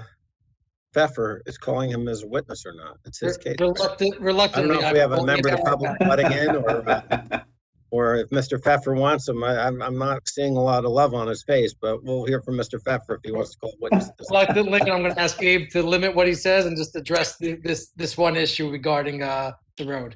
If you can. I don't think Abe can do that. Will give before this board with the truth, the whole truth, and nothing but the truth. Yes, I do. Thank you. I think when Abe has the mic, he takes over. Right? I'm sorry? Abe, so when you have the mic, you take over. Abe, you're the builder for the project? I'm the builder for the project and intimately involved with the owner of the project. So I just know that he owns both pieces on both sides of this unvacated piece of Steckler Street. His request was to allow a smooth access out onto 2nd Street. It is going through his own private property if it's vacated. And if it's not vacated, it would go through the township unvacated portion of Steckler Street. Regardless, there is access out through 2nd Street via either through the unvacated part of the street or through the to be vacated part of the street. Either way, because that'll be his property, allowing access out to 2nd Street. So the only difference is who's the ownership, but the road, the access will be there. Is that correct? That is correct. Abe, do you have any comments regarding making any of the exits one way or the other? Do you have any? So regards to Mr. Stable's suggestion about having it one way in from 4th out to 2nd, I would, I hate to say it, but I do agree with him. And if traffic and safety, if the traffic professionals do feel that it's safer for this project to go from 4th out to 2nd, then we are willing to go along with that recommendation. Okay, thank you. You're welcome. Thank you, I appreciate that. Okay. Any other board members have any other questions? From Mr. Flannery or from Mr. Kennel? Seeing none, we'll open up to the public. Ali, do we have any public comment? Or Mr. Jackson? Or Jillian, I don't know, who's doing it right now? Yes, there is a public comment, and I've been getting emails from someone who wants their letter read. I don't know what you want to do with that, Mr. Herzl, or I asked the person if they wanted to speak and read their own letter. How long is the letter? Pretty long. I think. Okay, if you ask me, I don't know if it has to be read on the record. It has to be put in the record. You can put it up on the screen and give 2-3 minutes for everybody to go through. There's about 6 emails altogether. And are they all repetitive, or it's all different? I don't recall. I didn't review them. As they come in, I just file them. This one is an objection. Why don't we? I asked Kaya Stein? I have to read it. Mr. Jackson, I would just ask if the person's available. It's always easier if we swear them in and we hear it firsthand. I'm not against reading the letter. I just, if the person's there, it might be a little bit easier to understand. I agree with you. And I would ask if Kaya Stein would like to be heard, please speak up now. Okay, Jillian, could whoever's taking care, please unmute the telephone numbers. And if Kaya Stein is on it, she can address herself. Sure, I'm unmuting everyone right now.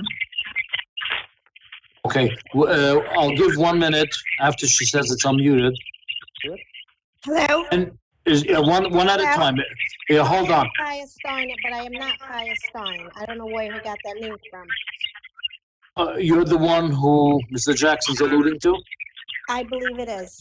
And I do want my entire... I'm sorry, just a moment. Is this Miss Waxman?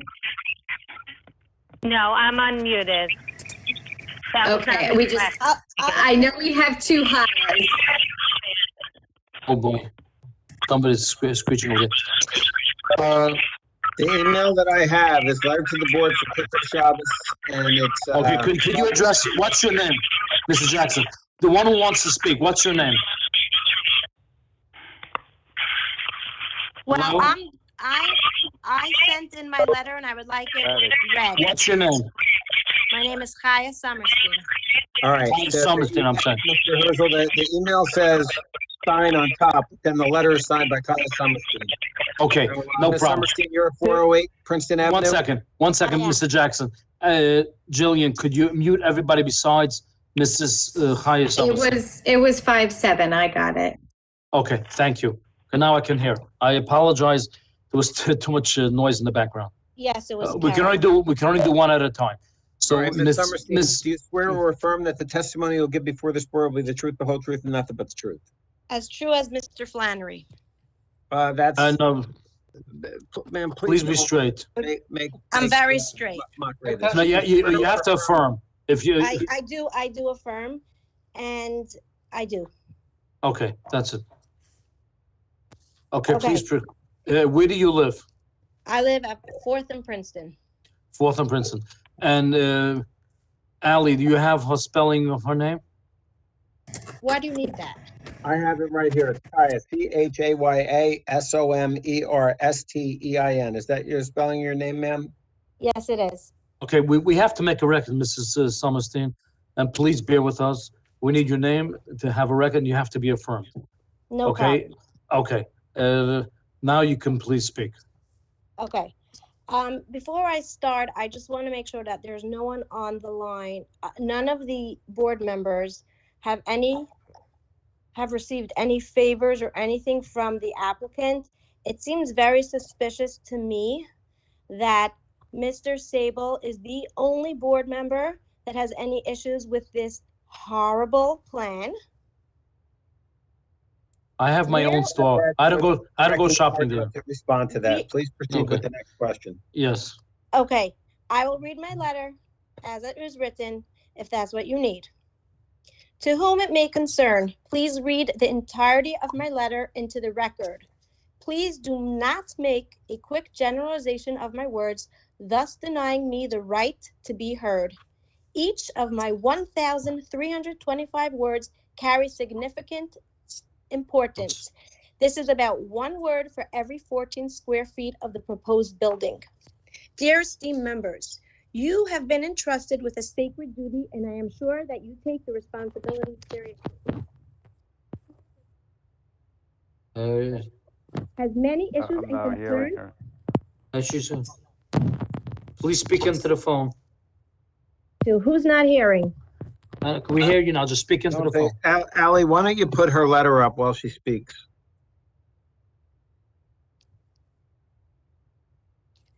Should I continue? 1 second. He's trying to bring the letter up. Allie, are you there?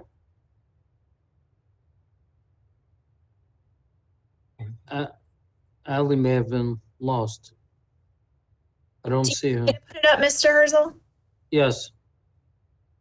Is Allie muted? Bear with me for 1 moment, please. Take your time. You know something, Allie?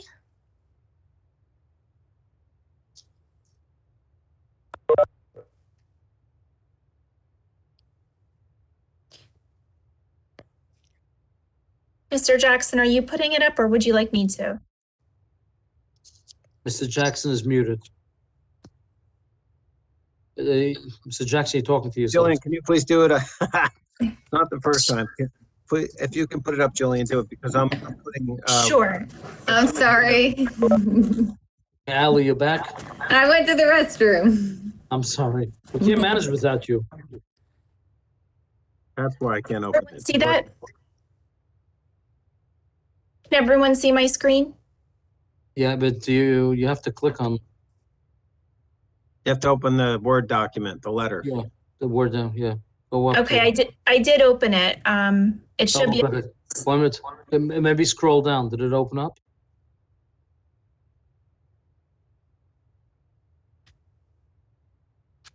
It's open now on my screen. Can everyone see it? No. Can Might you have to do share? a different share, Jillian. Excuse me, can I please transfer to a phone that you can hear me on? We can hear you just fine. Just keep speaking directly into No, what no. you're speaking I'd into. rather speak onto a phone that's easier for me to use. We're not I going, was- you can do what you have right now, or we can read your letter. Those are your choices. We're not going to wait for you. Excuse me, why? Make your choice. My choice is to speak over the phone. All right, Jillian, please mute her. I'm going to read her letter.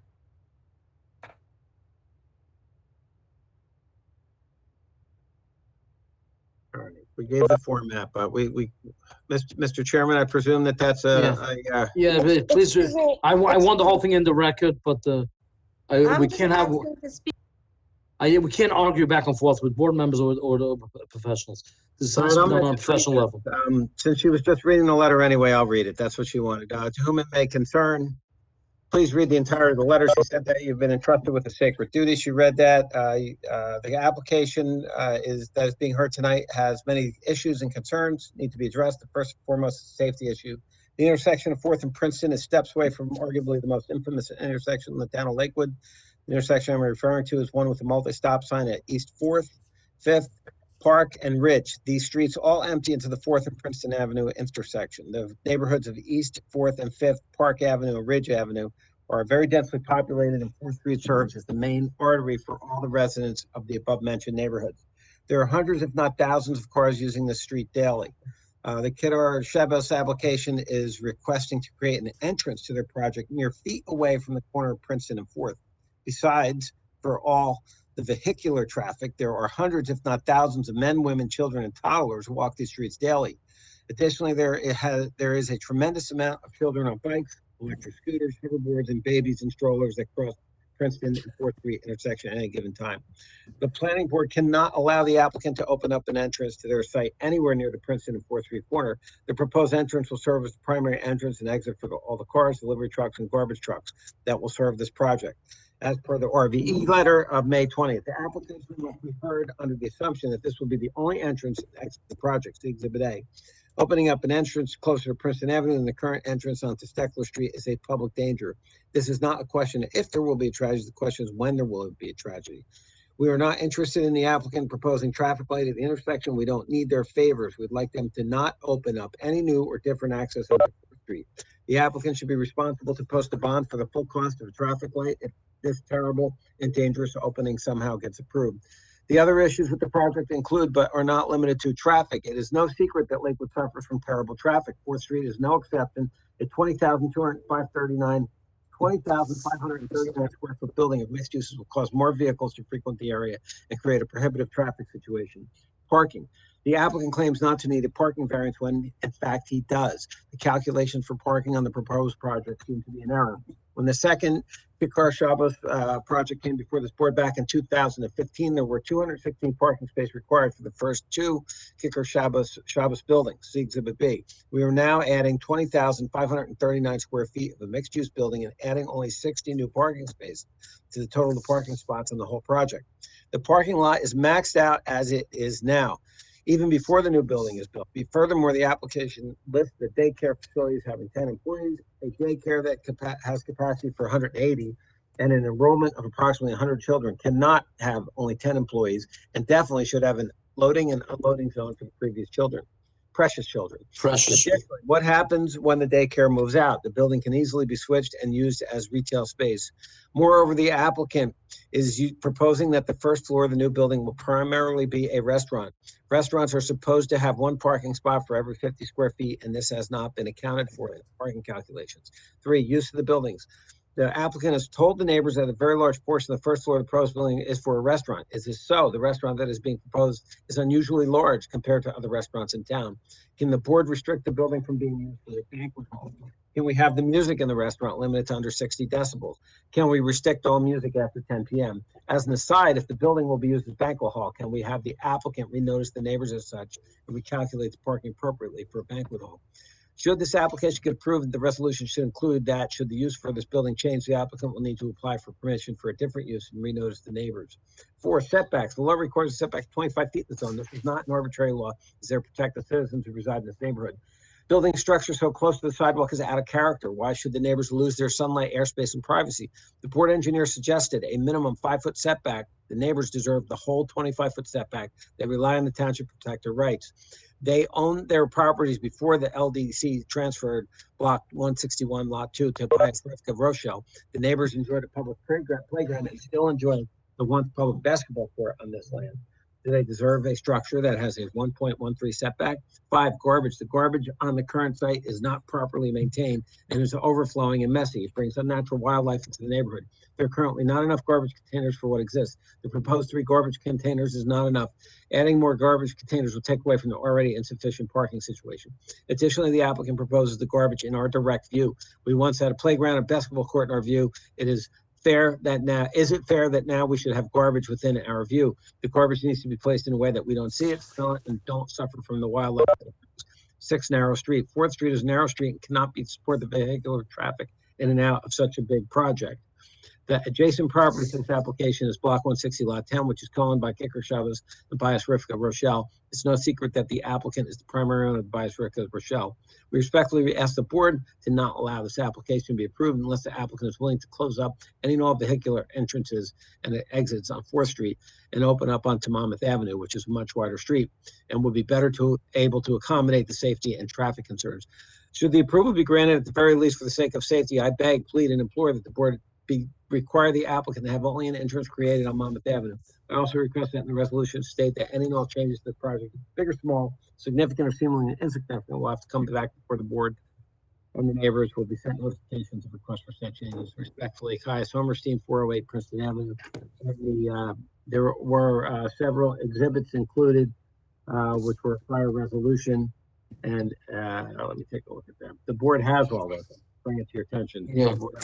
I only received exhibits A and B, but she references, I think, all the way through E. I don't know if I'm just not seeing them or if someone else, if John or Jillian can see them by email. I only saw exhibits A and B too, Ally. Yeah, I thought so. Okay, all right, Mr. Herzl. So we've read- Okay, well, Mr. Jackson, it was a very well-written letter, and thank you for reading the whole thing into the record. And I would ask Brian Flannery if he would like to address any of our issues about the exits on 4th Street, if things can be changed around. Well, we have indicated that we would slide the entrance. We'd do a new traffic circulation plan, and Mr. Albrecht said we'll meet with traffic and safety and whatever their recommendation is. I But no, she understand asked the the letter question writer- of if we could do it on Monmouth Avenue. Is that possible? My professional opinion is that would be a mistake. There's an entrance already on 4th Street. If it was on Monmouth Avenue, we may be having somebody from Monmouth Avenue call. If it's on 2nd Street, we'd be having them. And I understand that's But where. Brian, do you agree to abide whatever traffic safety says? If traffic Yes. safety says that we should open up on Monmouth, it should be on Monmouth? Yes. Okay. All right. So if I understand, Chairman, if the board votes favorably, they're going to make a request to traffic safety. To make the entrance or exit wherever they feel is the most safe place. And if there's any changes on should we have approved this plan, if there are any changes to the whole design, the whole layout of the plan, they have to come back to a board. I would recommend modifying the language, Chairman, as the person who looks at thousands of compliance reviews. There's always minor changes. I would said want it to be consistent. Major changes that are going to change the whole design of this site plan. Correct. Significant changes. Significant changes, no problem. Anything minor, I trust you.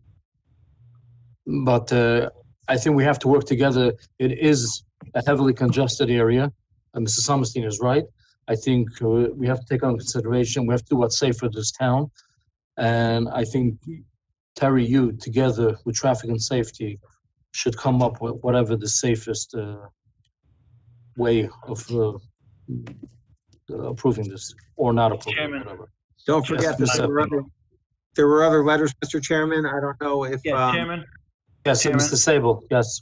I respectfully disagree with that idea of bringing safety and traffic onto this. Yes, we need their opinion, and going forward, maybe we should invite them to our board so they can give opinion in public.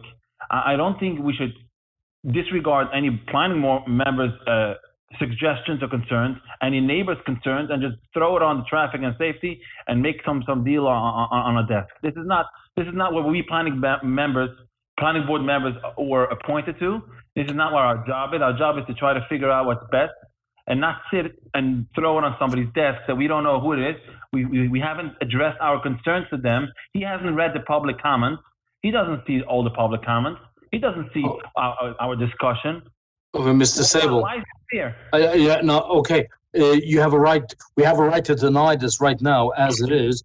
The applicant has made his case, and would like us to vote on this application the way it is. We could or approve it, or we could deny it, if the applicant wants to go through the board. Or we could try to have the traffic and safety fix it up. The way they're presenting it, they said it's very minor variances, if any. And they're asking for a vote. Design, a circulation design, that the neighbors, and there's a lot more comments, but can we have Brian address the setback, the 25 feet setback that the neighbor had concerns with? Of course. Why did he? Do you want to hear from the other neighbors before Mr. Flannery answers to it? No, she wrote it out very clear. She was concerned about that setback. No problem. Mr. Flannery, can you address her remarks? Yes, I addressed that in my testimony. That did you see an that option? Did you hear everything she said? I did. I heard everything she said. Okay. And I agree. It was a very well-written letter, and I understand her concern. Her concern is she lives on 4th and Princeton, and that's the focus of her concern. With respect to the setting the building back, I discussed that in my testimony. We could put the building back 25 feet, put the loading zone in front, which is going to encourage more trucks stopping on 4th Street. If the loading area where they bring the deliveries into the building is the back of the building, stopping on 4th Street is not going to be convenient for them. As Scott Kennel testified, as a traffic consultant that does this many times, it's a very generous loading area that provides for multiple trucks to stop and unload. So my testimony is that the alternative of moving it back 25 feet does give them a further setback from the street. It's going to be inconsistent with the other existing building that's already there. It's going to be inconsistent with the community center building that's been there since I first moved into Lakewood in 1979. And, the comment is providing light, air, and open space. Certainly the 4th Street right-of-way provides for sufficient light, air, and open space for the dwellings on the other side. I think it's more of an aesthetic concern, and I think the aesthetics are better served with an attractive building consistent with the existing building and the loading zone in the back. Respectfully on that comment, putting the building back 25 feet, you don't have to use the excuse of putting a loading dock in the front. We can put parking and landscaping in the front and put the loading zone in the back of that building 50, 60 feet in back of from the street. So we can put parking, building, and then the loading zone. And there are multiple ways to design the site. when the team with Rabbi Kinnerick looked at the design of this site in order to accommodate the deliveries to the existing building, which currently are a nightmare. This was the design that the team of professionals decided would be the best. And that was based on a personal preference for their business, not for the neighbors, and not for the circulation, and not for the township. They want to expand the restaurant. They want to do something. They work with them. That's not exactly correct, though. I'm finna finish. I respect that, but there's neighbors and there's a circulation that does not work. This is not going to work. Okay, one second, Mr. Sable, just 1 second.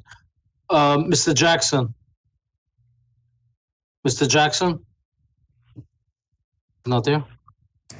He's there. He's coming. He's trying to unmute. Trying to unmute. There you go. I got you. Okay. Okay. Ali put up on the screen. Ali put up on the screen from, again, Mrs. Chaya Stein or Summerson, whatever. Yes, that's John's. That was that's her letter. She wants to get her own traffic and engineering review. Okay, what? I'd like to hire my own traffic and safety plans. And Is that too late in the game? She had, there's mixed case law on that. It depends on whether the board thinks that's a reasonable thing. If you think it's fair to her, if on the other hand, the applicant will say that, we noticed 10 days ago and you can't come here at the 11th hour and ask. That's not fair to the applicant. The balance that you have to strike, you have to determine if you think it's fair to give her leave to hire her own expert. If you think it's the board or if you think. Yeah, generally, that's why we give 10 days before that she should have time to bring all the professionals that she wants. But the applicant brought a completely new circulation layout a few minutes before the meeting that your engineer has not yet reviewed himself. And that was based upon, this is Adam, the attorney, that was based upon meetings with the neighbors. So while the neighbors are indicating they didn't have a chance to look at it, we've been tweaking and modifying based upon all of their comments. Did you meet this Mrs. Chaya Summers? Myself, no, but the team, Rabbi Kinnerick, I believe, I don't want to say, I know definitely Rabbi Kinnerick. I think maybe Mr. Schmuckler, Mr. Arabak, they've been meeting and met her and address. Okay. Mr. Herzl, I think you should keep in mind that the plan was changed. There were some substantial concerns raised by Mr. Sable that are consistent with what the, Ms. I keep calling her Stein because that's what her email says. I'm sorry, it's Summerstein. The main thing that I have, what you're saying right now, if it's a new traffic circulation and Terry's office didn't even review it. Well, the applicant agreed with some of the neighbors to move the intersection to make the neighbors happier. If the board thinks you should go with the plan that was submitted, the applicant is happy with the one that was submitted. But that has nothing to do with Ms. Summerstein. Well, it's certainly her own person. She's making her own objection, and if she wants to get her expert, whether you talk to the other neighbors has nothing to do with it.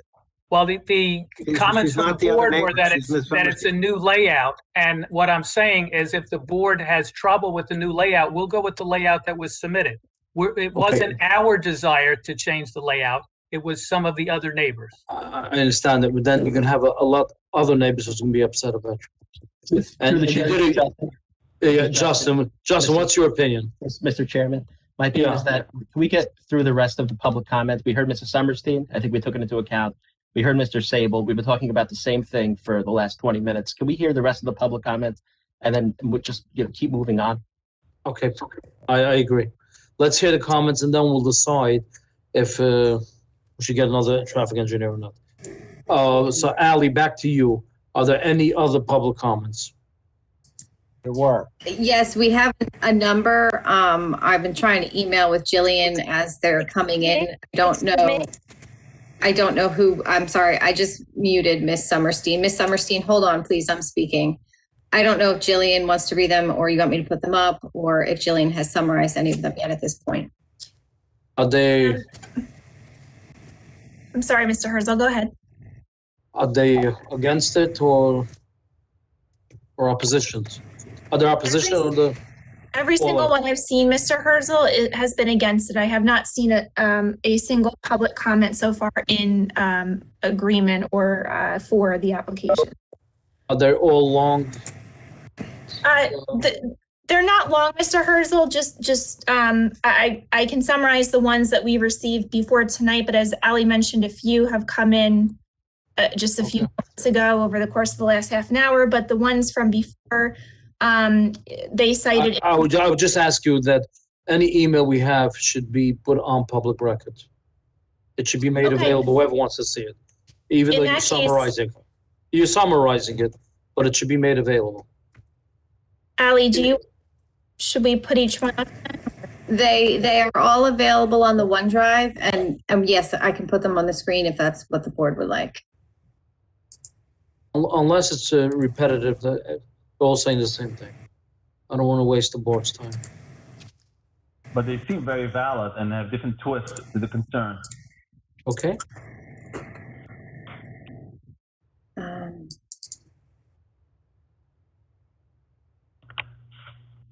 And a number of them had said they're sending emails, but then may also speak in person. So I don't know where we're going to have people who are here who want to speak. Okay, I would like, Mrs. Jackson, I would like to limit, or we put their email on record, or they speak. We can't have both.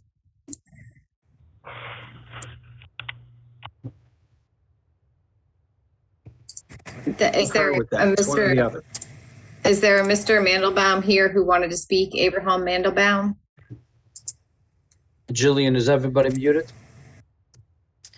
Yes. Let me unmute them right now. And once everybody's unmuted, I'm going to ask a question. Whoever is on this application, please identify yourself if you want to speak. Mute everybody again. Okay, this is Mr. Mandelbaum. Okay. Thank you. Hold on. What number are you? Ali, you know which one it is? The last digits? I need him to speak to see which box is labeled. Okay, That's 98. 15 4th Street. Thank you. Okay. Hold on, Mr. Mandelbaum, 1 second. Is there anybody else in the audience who would like to speak besides Mr. Mandelbaum? Yes, Mrs. Waxman, Kaya Waxman. What's your the last digits of your number? 5702. 57. Okay, that's her. Okay. Besides Mrs. Waxman and Mr. Mandelbaum, is there anybody else who would like to speak? I would like to speak. It's Kaya Summerstein. I believe that if new testimony was given, I have the privilege to speak. So that you already had your chance. I know, but it was new testimony. Okay, one at a time. Okay, let's go to Mr. Mandelbaum. He was first. Please mute everything. And Mr. Mandelbaum, did you submit a letter? 1 second, Jillian. As I call on the names, please have everybody muted. I don't want everybody speaking at the same time. Now, Mr. Mandelbaum's chance. Okay. We'll go through and mark off to not read the comments who are from the people speaking.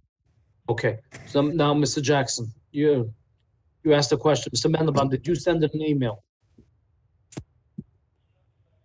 Mr. Mandelbaum, is he muted? No, he's not. Mr. Mandelbaum. An email from him, Jillian? Yes, we do. He was the very first one that I was about to read, but I knew he wanted we to can't speak. hear him. Let's read his email. Well, let's give me 1 second. Mr. Mandelbaum, are you there? Okay, so Mr. Mandelbaum will be reading your email that you sent. Okay. Who's volunteering to read it? Jillian, you want to do that? I have it. Yes. Could you read as fast as you can? Okay, Julia. Okay. Would you like me to read it, Mr. Herzl? Okay. Okay, to whom this does concern, thank you for enabling the concerns of residents to be heard. My name is Abraham Mandelbaum, and I reside at 15 4th Street in Lakewood Township, directly across from the proposed Kikar Shabos addition. Regarding the proposal, speaking together with many of the neighbors, we have a few serious concerns. Number one, the applicant seeks a waiver of the 25-foot setback, not for 5 or 10 feet, but for 23.87 of the 25 required. These required setbacks are what is needed to maintain our light and airspace. What is the rationale of an almost total disregard of this requirement? 2, currently the traffic on the block is a nightmare. The proposed addition will surely add traffic to an already over-congested area. This problem is compounded by the delivery service trucks that pull in and out from Steckler onto 4th Street. Adding retail and offices to the building will surely magnify this issue. 3, the current parking already overflows onto 4th Street, and additional stores and offices will aggravate this problem even more. We have subsequently met with the applicant, and although they felt the 25-foot setback could not be negotiated, we did come to the following resolutions. 1, there will be no delivery, service, or garbage pickup in the front or along the side of the building. All service areas and entries will be in the back of the building. 2, the entrance from 4th Street will be in only. 3, there will be bushes/trees planted between the new proposed parking area and 4th Street for screening. While this does not fully address the issues, we hope it will be sufficient. Thank you again for your consideration. Okay, Mr. Sable, going back to you. Mr. Mandelbaum said, what was your recommendation on 4th Street, to go in or go out? In. Okay, the same as Mr. Mandelbaum. It's not a good idea, but it's the best out of nothing. Okay, no problem. I just want to make sure that we agree at what Mr. Mandelbaum is saying. Okay, now we're on to Mrs. Waxman. Perfect, also. Ik dacht aan Charlotte, dus ik dacht met de muziek met elkaar te de bos. Ik Okay, dacht bij de entrance en Okay, 1 second. I can translate Swedish if needed. No, Ms. Waxman is unmuted. Okay, Mrs. Waxman. I hope everybody else is muted from the public. Well, Mrs. Waxman, do you want to speak? Yes, I do. Okay, did you send an email? I didn't. My spouse did. Okay, so we read the email or you speak, one of the two. I'm saying I'm not the same person as my spouse. Okay. All right. Okay, so go ahead. You have to be affirmed then. Okay. Mr. Jackson? You swear affirm testimony you'll give before this board will be the truth, the whole truth, and nothing but the truth. I do. Okay, what's your address? 404 Princeton Avenue, Lakewood, New Jersey. Okay. Mr. Waxman, please proceed. Yes, okay. This is not about buildings, parking laws, codes. We're concerned for our lives over here, and that's what I think, like, the message is not really being given over because we just don't have the proper platform to present ourselves. I'm saying I'm understanding that we're not in person now due to safety concerns because of coronavirus, but this proposed plan is not aligned with our community safety standards either.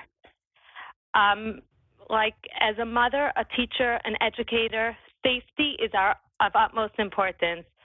I am and all our neighbors, we're entrusted with the safety of our children.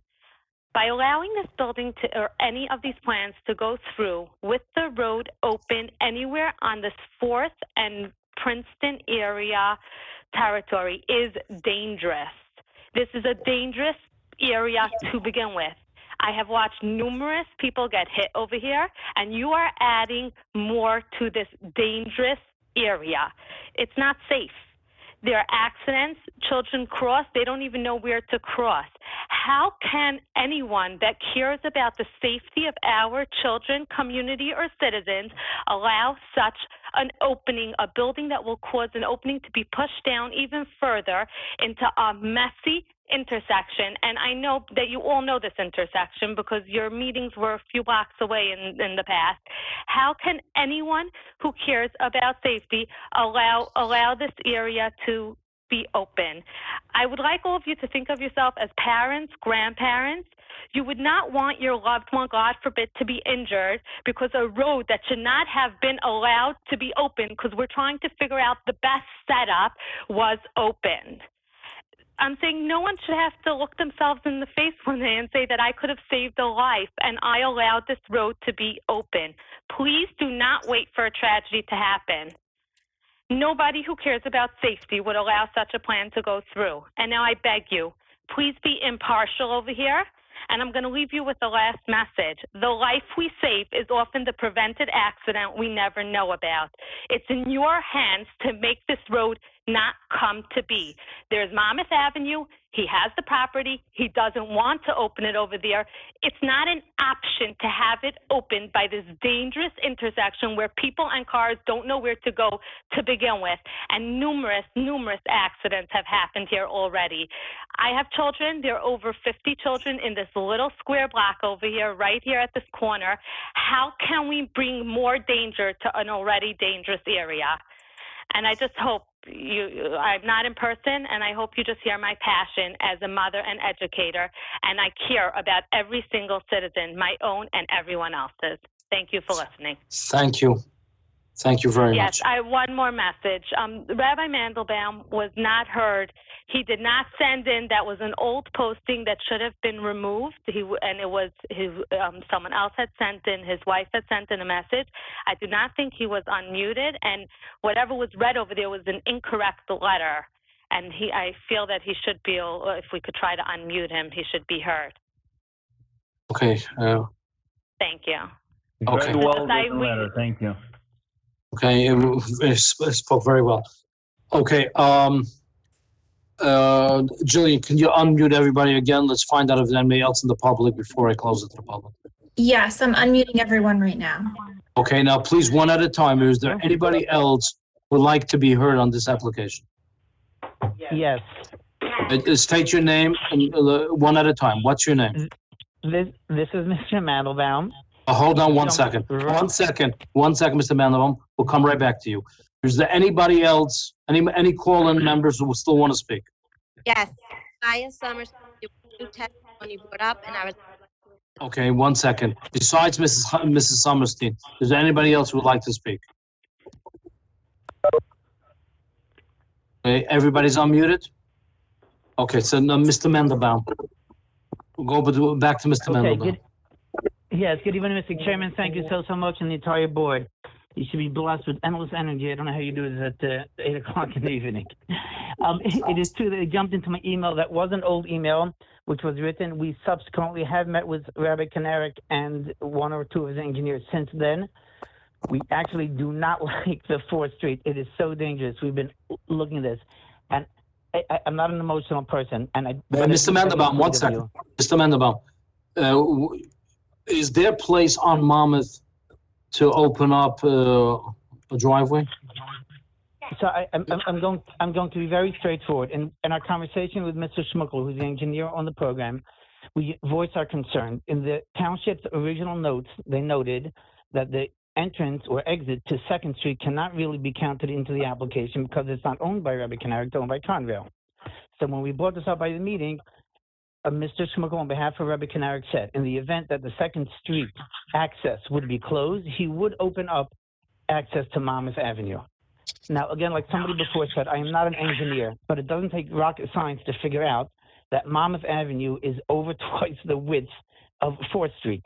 It is not a highly residential area. The access would come out probably directly across from the Hatzalah station or from 2nd Street on the other side. It is so much of a better option. So in our meetings, Mr. Schmuckel suggested Princeton Avenue, which I do think maybe is a little bit better. It maybe is, but we all strongly would love Monmouth to be open. If I could add something, I know it's late. I really do. I live here, and I'm telling you, you could cry when these 18-wheeler trucks are trying to get onto 4th Street, which is as wide as a driveway.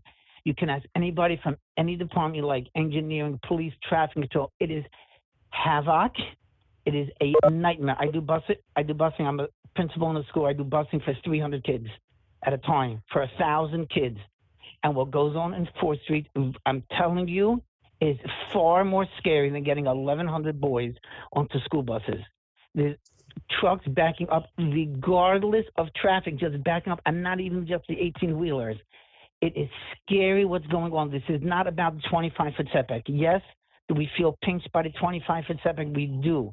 It's our light space that's coming to us. It's our airspace. It's very nice for Mr. Flannery to say that 4th Street is very wide. That's very nice. It's a skinny street, and what's there now is a small one-story building, not a proposed two-story building. I'm going to echo somebody called before. We beg and plead of the board. If this could be open to Monmouth Avenue, we will let go of the 25-foot setback. Our concern is solely safety and concern. And I believe everybody agrees that that's the best option. Mr. Schmuckel, I believe, says that it can be done. And if the board would find favor with that application, I think everybody would walk out safe and they'll be able to go to sleep knowing that Lakewood is a safe place. I thank you all for listening. Thank you very much. Okay, Mr. Chairman, yes. this is Adam Pfeffer. I understand that the neighbors have a lot of concerns, obviously more concerns than I thought they were all addressed. Obviously, they're not. I definitely want to hear if there are any other, any neighbors who are having any Okay, concerns. hold on 1 second. But I would like to indicate that we would like an opportunity to revise and or meet with whoever it may be to see if we could continue to alleviate and get a better circulation plan going prior to a vote. That would be our request, but obviously I'm not trying to cut off any neighbors. I just wanted that on the record. Okay, Mrs. Sommerstein, which number is she? Jillian, could you unmute her? I'm here. Is unmuted. Well, she's unmuted. Mrs. Sommerstein, are you there? Yes, I'm here. Okay, do you have anything to add? Your whole letter, very well written, was read into the record. Do you have anything to add differently besides that? Yes, I do. We're not going for a vote tonight. Do you have anything to add that can help the Vote situation? tonight, then I'm fine. The attorney just Then I said, can speak. okay, and the applicant would like to, the attorney said the applicant would like to meet the neighbors, as I'm sure that means you too. I sure hope so. Okay. Okay, is there anybody else in the public who would like to be heard? Okay, I will close it to the public. Would you like to read any of the other emails? Is anything, look through it. I don't want to waste the board's time. Is there anything different from what we heard already from Mrs. Wax, Mrs. Hammerstein, or Mr. Mandelbaum? Mr. Chair. Go ahead. I'm sorry, Ali. Mr. Chairman, I was just going to say I can just briefly go Okay, over please. that Yes, where the- please. Yeah, they You all could summarize pretty much- them? Sure, Mr. Chairman. In summary, they all pretty much cited concerns about too much traffic on 4th Street, the safety of children in light of opening the road on 4th Street, the intersection, or excuse me, the corner of 4th and Princeton have loads of cars already, and this is going to create even more traffic. So Jillian, just to add to what you're saying, I think we heard from the neighbors who we did hear from that the main concern is opening up on 4th Street. Should they open up on Monmouth or Princeton, they would be more agreeable to it. I'm not saying yes, but I think the main thing is the 4th Street. Is that correct? Jillian? That is correct, Mr. Chairman. Okay, please continue. Jillian, finish your remarks. That was pretty much it, Mr. Chairman. I was done. Okay, thank you. Mr. Zinas and a couple people did mention questions about the parking requirements for the restaurant, as well as the existing issues with the existing daycare pickup. I think that was it. Okay, thank you for putting it on the record, Ali. And I would tell the applicant to address, when you do come back, to address all those issues. And I would tell you to go through all the emails to see what the issues were. We will. We understand. Thank you. Okay, well, when do you want to come back? Continue this, or you'll renotice? Ali, shake your Next okay, week's not gonna happen. Adam, it may be a totally different plan. You may have to renotice. No, I There's different understand. I'm not, entrances. if I could just finish, I'm not asking for next week. I don't even know, Ali, what is the schedule for meetings in July? Currently, our regular meetings are scheduled for July 6th and July 20th. We had not yet made the plunge to meet every Tuesday in July. So much fun. Mhm. You get paid for it. Realistically, you would be looking at July 20th. So that if that's the case, I mean, anyway, that's sufficient time. If the board ends up, if I would ask that we can carry this to July 20th meeting, that gives us plenty, that's almost a full month for us to address the circulation. That should be more than sufficient. If we're able to do it sooner, I'll be noticed, but I would ask at this time, July 20th. Okay, and but we'll give Mr. a waiver Pfeffer, time. if there's any material change to the whole to the whole plan, I'm gonna have to renotice anyway. You're But gonna I'm have to asking if we could at renotice. least, for the benefit of the neighbors, we could at least give them a definitive date now for July 20th. I agree 100%. If there are additional variances or substantial changes, I'm gonna have to renotice. Okay. So, I see Mr. Jackson signed off. So Jillian, could you make an announcement that it will be continued to July 20th? Thank you very much. That's fine, Bill. Please, go ahead, do the announcement. Jillian, you're muted. You have to unmute yourself. Thank you, Mr. Chairman. Members of the public, please be advised that application SP 2413 is hereby being adjourned and continued to the next planning board meeting. No, the 20th, not the next one. I apologize. July 20th planning board meeting with no further notice required. Okay. And we agree to a waiver of time. Thank you. Okay, thank you. Okay, Ally. The clock is creeping up on us. We have 2 more applications today. Is the board willing to start the site plan on River Avenue, or are we carrying everything? We only have one, that application has one small existing variance, otherwise it's a fully conforming application. Okay, 1 second. Ally, is there any opposition to that one?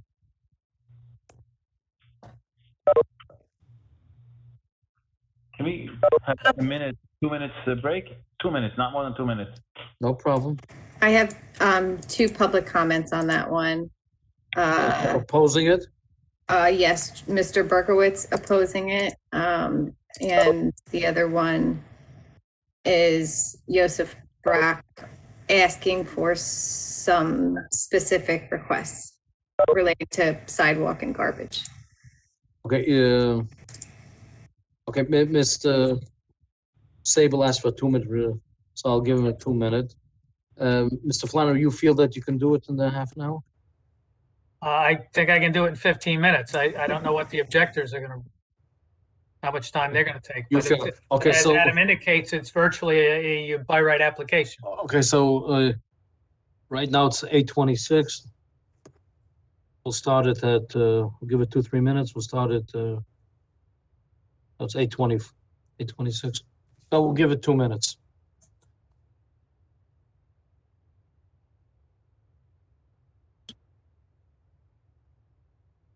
(8:28), we'll be back. 8:28. I just want to make sure that I'm still on. This is Hector Fuentes. Yes, you're here, Mr. Fuentes. How are you? Okay, thank you. Holding on. We have 2 minutes, right? Yes, Okay. I'll be right back with you. Okay, thank you.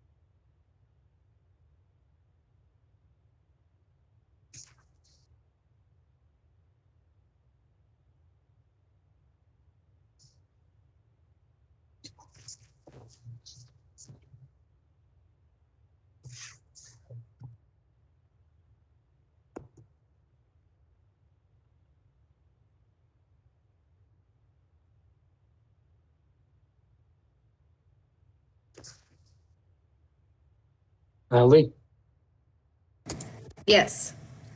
I think the rate is going. We'd have to meet every week in July. Yeah, if we want to do that, we should make a determination because Mr. Jackson's office will have to put the notice in the paper Look at that. for the additional meetings. Thank you, Chairman. I'm back. Okay. Let's just make sure. Mr. Garfield, are you back? Okay, Ally, there's still a lot of people on I see on the screen. They're all for the, I don't know. because whoever's on the previous application, it was carried. I see a lot of new names here. And Excuse me, Chairman. yes. Is the board going to make an announcement on the fourth application, the major subdivision? Yes, I'm I wondering think if some of those people are for that. I was Oh, just gonna that's a say, good point. I was just gonna say that. I just want to make sure we have a quorum before we go. Mr. Sable's back. Mr. Garfield, are you back?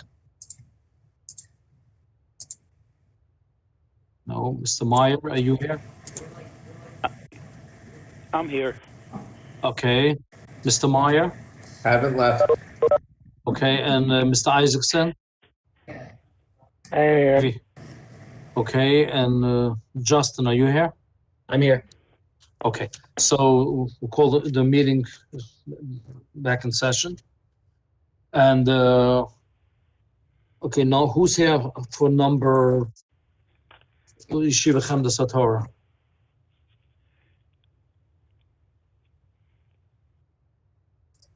I think everyone's probably muted. We're all here. I apologize. I was muted. Okay, Mr. Pfeffer. Ali, when can we hear that one? I know they waited. They got pushed over a few times already. Tuesday night. Should be a fun one. Tuesday night, July 6th. Tuesday night, the 29th. Ali, It's a light agenda. What are there, 3 applications, Ali?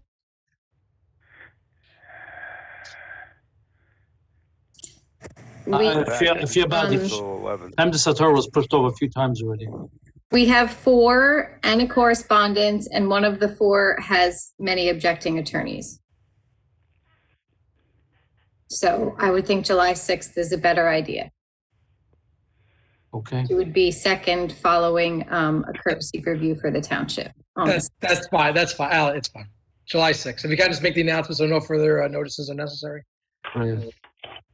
With a waiver of time, agreed. Thank you. Okay, Mr. Pfeffer, you're basically on number 1. I understand. You'll definitely be heard then.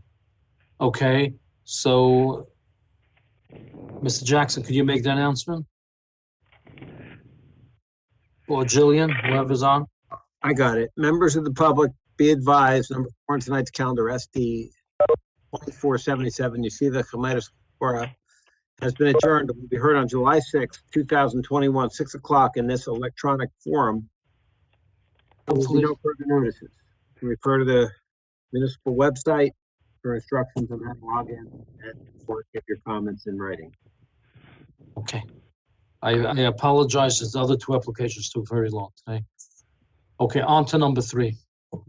We do have curfew at 9 o'clock tonight. This is SP 2409 for Casanova today. It's a major site plan for a mixed-use building at 1303 River Avenue. Okay. Terry, as soon as Ali has it up, could you go through the report? Thank you, Chairman. I'm reading from our June 16th review. All right, Ali just has it up.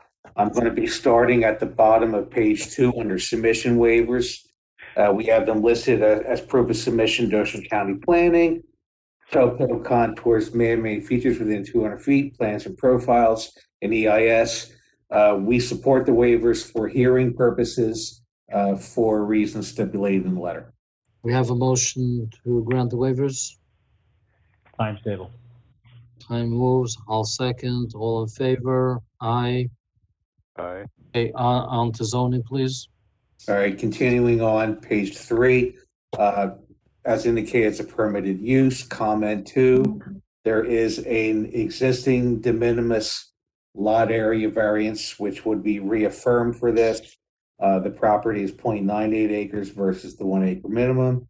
We're going to be asking for confirming testimony to determine conformance with regard to the parking setback variance from Route 9.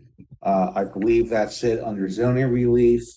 Under design waivers on page 4 of our review, relief is necessary for work within the perimeter buffer, as well as driveways exceeding 30 feet wide. and the design waivers required from providing curb along the entire River Avenue frontage. I believe that's the relief, Chairman. Okay, thank you.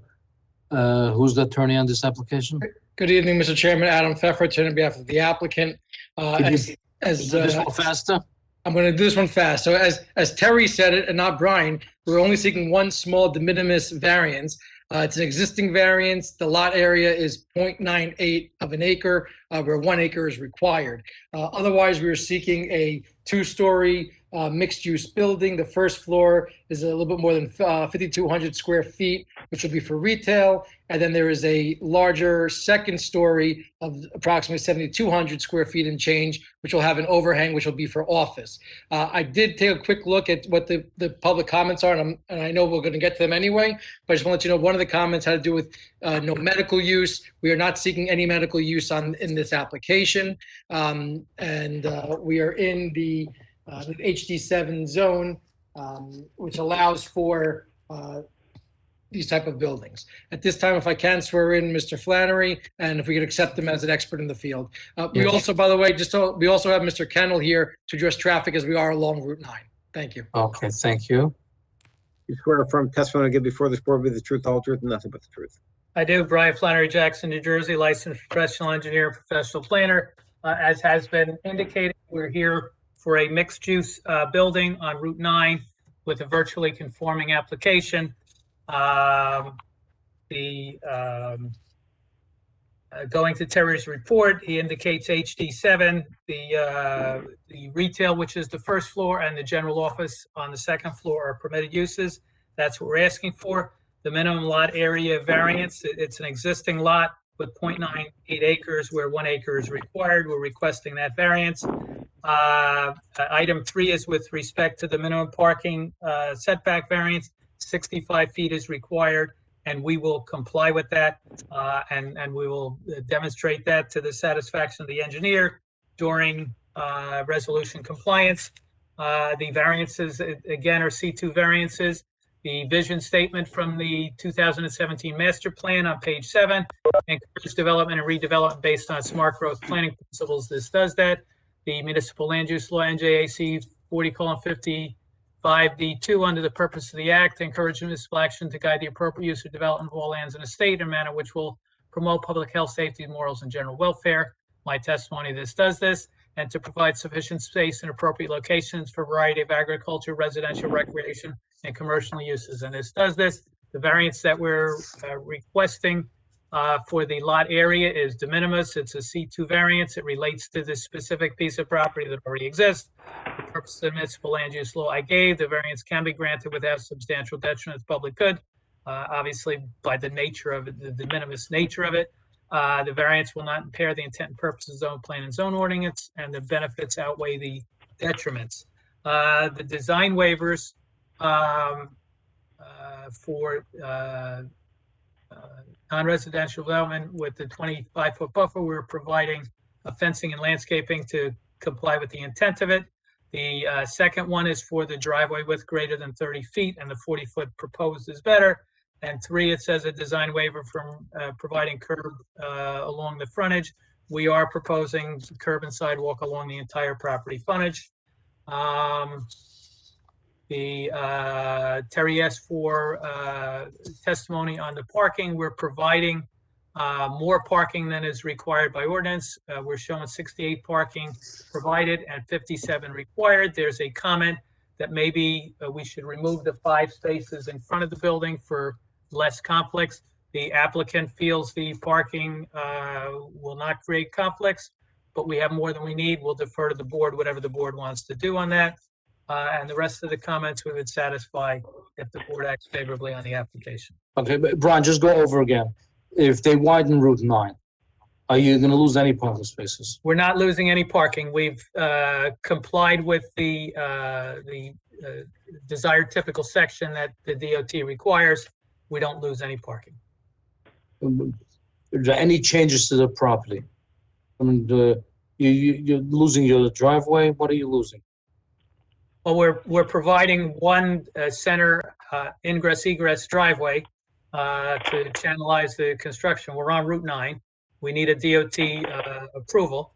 and DOT will require safe access, which Brian, I think the chairman's question is, in the event that Route 9 gets widened, take additional roadway, what are we going to lose? I mean, just basically our access road we push we're back. not losing anything. We've given them to the desired typical section. They're not going to develop up to that desired typical section. That allows them enough room that if we have to pull the entrance back, we pull the entrance back and the entrance works fine with whatever configuration the DOT comes up with. Okay. Excuse me, Chairman. Yes, Terry. Yeah, I want to revisit our comment number 7 on page 5 in regard to the 5 parking spaces in the front. That was not our recommendation, I don't believe. The reviewer. Yes, it's in the McDonough and Ray traffic study that removing them would remove conflicts. And again, we'll defer to the board. We have extra parking. We could designate those for employee parking. We could designate them for deliveries, or we could just take them off completely, whatever the board wants to do. Is Scott here? Yes. Maybe he can elaborate as to the nature of the recommendation. We will call Scott as a witness after Brian is complete. We have no objection. Okay. Is Mr. Kennel here? Mr. Chairman? Yes, Mr. Sable. Can somebody clarify where these 3 spots we're talking about on the map? I think that's where he wanted Mr. Kennel to show it. Or Mr. Flannery. I think Mr. Kennel should. Just want to get that clarified so everyone's on the same They're page. in the front of the building adjacent to the entrance. If you see where the entrance comes into the building, adjacent to that, 2.5 parking spaces on each side of the center of the entrance. Okay. Is Mr. Kennel here? Yes, I am. Okay, you have to be affirmed on this application. Mr. Jackson, could you affirm it? Sworn or affirm? Mr. Jackson or Jillian? I couldn't find my mute button. Now I found it.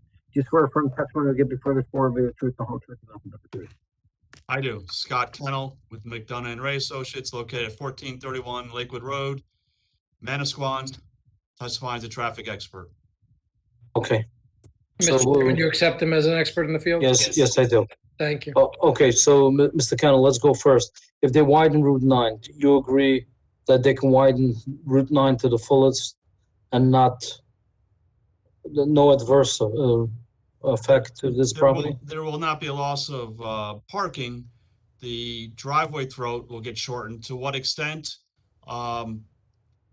There is no master plan cross-section presented. But could it be done safe? The driveway throat will be shortened than what it is today. And could it be done in a safe manner? To shorten it, will it still be safe? Well, again, it'll be such a situation where you can accommodate one vehicle stacking. I mean, we're showing 2 exit lanes. So again, this is a lower volume type of use. Again, we have just 5,000 square feet of retail on the first floor, and we have office on the second floor. Okay. And Scott, have we complied with basically whatever the DOT would be requesting of us? Meaning we're not within the desired typical lanes. So by doing so, we've given the DOT the option of expanding if they ever want to. Is that correct? That's correct. And DOT could even come back and if the road is divided or another kind of configuration, and I've had this testimony previously, in the current configuration for a property such as what's proposed, they only permit 1 driveway. They could come back if they're widening and they have a barrier where they have two driveways, an ingress and egress on either side of the building. So there's alternatives that would be developed by DOT if they design a future cross section, and that would be the responsibility of DOT. But there would not be a loss of parking. Okay. Mr. Chairman, through the chair. Yeah. Just one comment. If Route 9, happens in our lifetime. Yeah, if it happens, hopefully it does. But I'm assuming that if it goes to a 4-lane dualized, you're not going to need a left turn out. I don't know that. Correct. Yeah, so you won't need that. So it'll probably just be a little bit wider with 1 lane, or maybe just a right out only and a right in only. Correct, or they may also adjust the access so that you have an ingress on the southerly end and an egress at the northerly end, so that it lines up with the circulation aisles on the both ends of the building. Okay, Mr. Kennel, now could you address Terry's comment regarding the 5 parking spaces? Yes, that was identified in our report dated April 16, 2021, or it was my recommendation that because of the length of the driveway throat, that the 5 parking spaces opposite the driveway should be removed, could have it as landscaping, so that you avoid having turning movements or parking maneuvers right at the driveway entrance. Okay, so you agree that it should be removed? That's my recommendation to optimize accessibility to and from the site. And you still have ample parking, even though you're getting rid of those parking? Correct. We comply with the ordinance. Okay. Mr. Kennel, let me ask you, if we label those spots for employee use only, is that something you think would work? That's something that it's, again, that can control where there's limited turnover. That's definitely a better situation than having it as open parking spaces that for retail customers or office visitors. And again, that'll be subject to NJDOT review. Okay. Mr. Chairman, so we will request that we keep them specifically for employees only, subject obviously to the DOT review. Okay, thank you. Any other board members have any questions for Mr. Flannery or Mr. Kennel? It's a very nice application. Can we somehow add some sidewalk leading from the building? I know my wife and a lot of other kids and the woman are going to be walking to the site. It's challenging because the building is in the middle, but maybe at least one of the 4 corners. So, Brian, do you have any suggestions of where we could add? We're not against it, but just asking Brian if he has it. My suggestion is there's a sidewalk on each side of the building. If we put a crosswalk across the paved area and then extended the sidewalk from that crosswalk to Route 9 on both sides of the building, I would think that would be the ideal situation. Yes, the red line on both sides. thank you very much. Thank you. Okay. Any other board members have any questions? Would the applicant be okay to restrict the food? So we don't, no? Should we bring that up? I did read that. I know we'll get to it in a minute, I guess, when we open up the public. Well, I'm opening up to let me open to the public and we'll address those issues. Okay, thank you. Okay. Any other board members have any questions for Mr. Flannery or Mr. Kennel? Seeing none, we'll open up to the public. Okay, how many comments do we have? 2. Okay, so let's put it on the record, both of them, Do you want me to read them out loud? if you don't mind. Okay, this is from Joel Berkowitz of 27 Blue River Way. He said, one of the variances I saw on this property was requesting to have no sidewalk. Curbs are extremely important to all pedestrians. This property is being built right across the strip mall and there is foot traffic in that area. Having no sidewalk will make it extremely hard for pedestrians to walk through, especially in inclement weather. Currently, there's no delivery point on the plans. This is a commercial property and as such, there will be deliveries made without loading and unloading zones. There will be no safe way for deliveries. The proposed property will be right in front of a residential development. To my understanding, a buffer zone cannot be one that has parking spaces, ordinance 18-803. However, as per the plans, they want to make the parking spots as part of the buffer zone. As a homeowner in that development, I am requesting they put up a fence and shade trees. If possible, they can limit the retail to no food establishments. There is currently a food establishment right next to the proposed property, and many times the smells waft over and it disturbs the quality of life for residents of the development. The second comment. One second. Could I? Sure. 1 second, Ally. 1 second. Brian. The first Hold on. item, the sidewalks, we've already agreed that we're giving them. Okay. I believe there already is a fence and some trees proposed. I'll ask Brian if you could just confirm that. Yes, we agree to the fence and trees. Right. As far as restricting to no food use, I mean, it's a permitted use. We are, like I said, other than the existing condition variance, we're not seeking anything. We understand, look, we want to be good neighbors. So, I mean, we're going to make sure that this application and once it's built, wherever tenants are there are complying. This is a developer who builds these type of projects before, and they have they have a high standard as for what kind of tenants they put in there. Okay, thank you. Okay, Ali, on to the second comment. The next comment is from Joseph Brock. He did not give us his address. He said, oh, I'm sorry, 9 Blue River Blue. Way, right behind the proposed lot. I saw as one of the variances, they don't want to put sidewalk for kids that don't drive and for women that don't drive. And on this block live quite a few women that don't drive. It will be extremely dangerous for them to be able to walk to the next light in order to cross over the shopping center. Please make sure they put in a sidewalk. Second point, I want to make sure that, I want to make is that please put in that there should be no restaurants or fast food places, at least not on the front, because we already have a fast food place right behind us and the smell is disturbing. Third point I want to make is that since this is extremely close to the residential area and in some cases right behind it, literally houses where kids or sleeping families live there, should be no medical facilities or any facility that will have after hours activities there. So the noise doesn't bother the residents living right next door.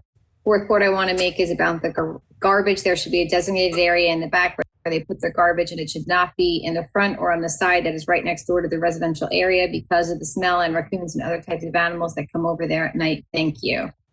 Okay, so I think basically we addressed everything from his comments besides the garbage. If I could address the garbage, Mr. Chairman, I'm sorry. The garbage is actually on the front along the Route 9 section. We've specifically tried to make it an area that's not near the housing. If you look at if Ali can pull up the plan, I believe it's in the bottom left on the Route 9 north side. There's a enclosure for garbage. So we have taken all the neighbors into consideration. We're not trying to disturb them. We want to be good neighbors. Okay, 1 second. Chairman, one of the comments had a question about parking in the buffer. I don't think there's a buffer parking in the buffer on this application. Am I right? No. Just to clarify, I think Brian clarified better. I believe it's only because we're going from one residential property to a commercial property. Brian, if you can just address that. Yes, and that was my testimony, that we're going to provide, as the neighbors asked for, the fence and the landscaping, which will satisfy the intent of the buffer. And around which side, residential is behind and on the side, is that correct? We would do fencing and landscaping around all three sides, the back and the Thank you. Okay, so Brian, the garbage is the furthest away from the residential areas that's possible? Yes, and it was done intentionally that way to have the least impact, and it's in an enclosure so that it's not a... No animals. And a truck could pull in and pick it up from there? Yes. Did you go head in? No, where? Yes. Come in. It would go around a building, head in, pick it up, back up, and go right out again. Okay. Do we have any more comments? I received one more email. Okay. And it's stinging as I received an email from the same gentleman twice. I'm going to read that now. Okay.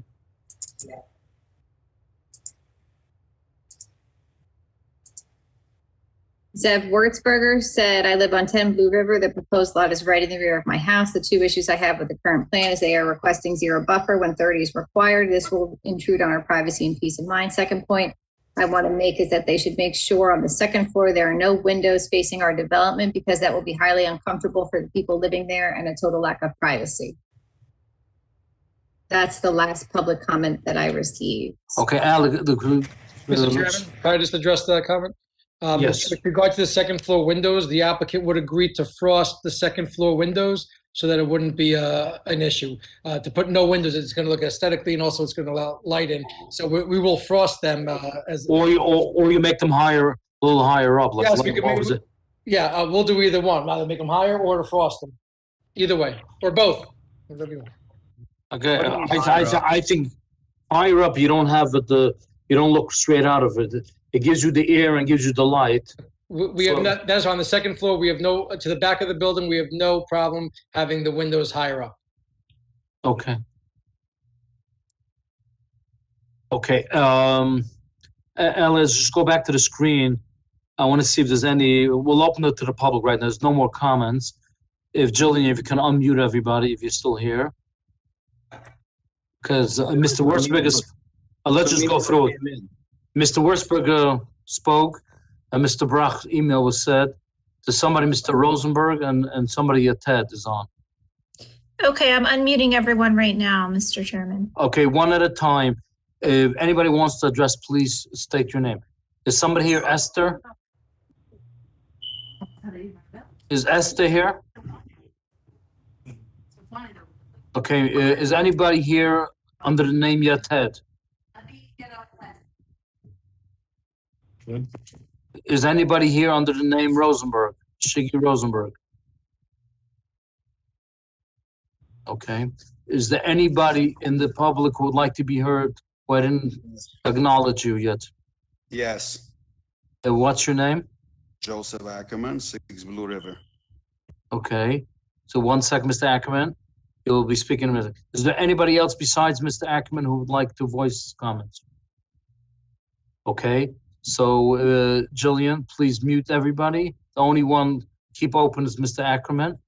I think he's under the initials JA. That's correct. Okay. Okay, Jillian, can we go ahead? Yes, we can. Okay, Mr. Ackerman, you have to be affirmed. Mr. Okay. Jackson, Just swear affirm testimony will give before this board with the truth, the whole truth, and nothing but the truth. Yes. okay, please state you state your name, Mr. Ackerman, and where do you live? Joseph Ackerman, 6 Blue River Way, Lakewood, New Jersey, 08701. Okay, you could proceed. What's your comment? So my comment is as follows. My property is in the back of this property proposed they want to build, and I have a few concerns about this. Number one is safety, which a few people pointed out already. A lot of women in this area don't drive, and kids are walking on the street very often, going to stores and so on. So there is going to be sidewalks. That was sidewalk outside on, not I'm talking in the shopping mall, I'm talking outside of Route 9 near the property should be proper sidewalks. Is that correct? There will be sidewalk across the entire frontage of the property. Okay, just want to point that out is because recently someone built a building in the area and there's no sidewalks whatsoever. So that has also to do with the traffic, that if you look on Cross and Chestnut and the 9, I don't know if it belongs to this topic here, but the synchronization of the lights is terribly, and the traffic is a nightmare there. It's getting worse every day as the area is getting more populated. And by adding this commercial piece of property here is going to make it much worse if you're going to have retail stores there. I wanted to bring out a point about that. Secondly is why do they need to take away a buffer for parking, even though you're putting up a gate and a fence when you have residential area pushing in a commercial, which I strongly believe the people who live in the residential area have the right to have their privacy, and putting in a small gate and a little few bushes or landscaping should resolve that issue. I don't think so. And regarding the garbage that was discussed before, it's going to be on the other side of the building, could be, I'm not sure, it's on the plans, maybe it will be that way. Another thing about food, I know that you cannot restrict of a tenant that food shouldn't be allowed there, but if there are going to be 4 or 5 retail stores on the bottom, maybe there should be an option that the retail should be at the other side of the building, which is more to the commercial side of the building, not to the residential side. So just making sure that by building this and giving an approval, taking away the buffer and putting parkings right in the back of my property, and if you have a truck, we'll have a refrigerator or anything will to operate there at night after working hours, etc. I don't think it's justified. So it needs to be addressed properly that it doesn't disturb anyone who lives in Blue River.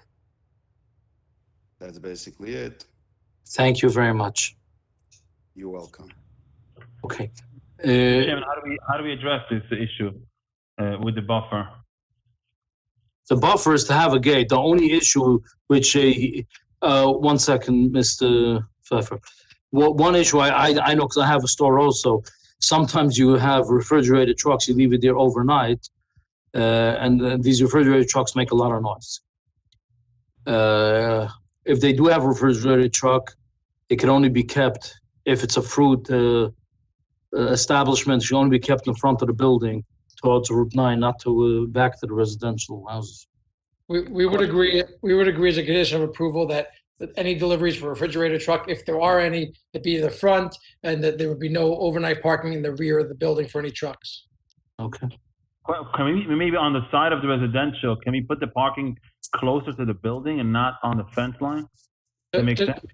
Just if I can clarify, I mean, as Brian indicated, we are meeting the intent of the ordinance regarding buffering. We're providing both the trees and the fencing. Between the two of them, I think we've met the intent.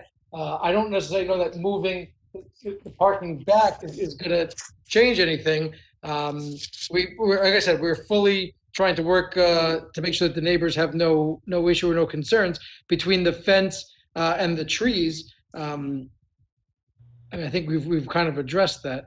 Brian, let me just ask you: is there a difference if we put on which side we put the trees? Meaning, if the trees are on our side of the fence or if they're on the neighbor's side of the fence, is there a benefit?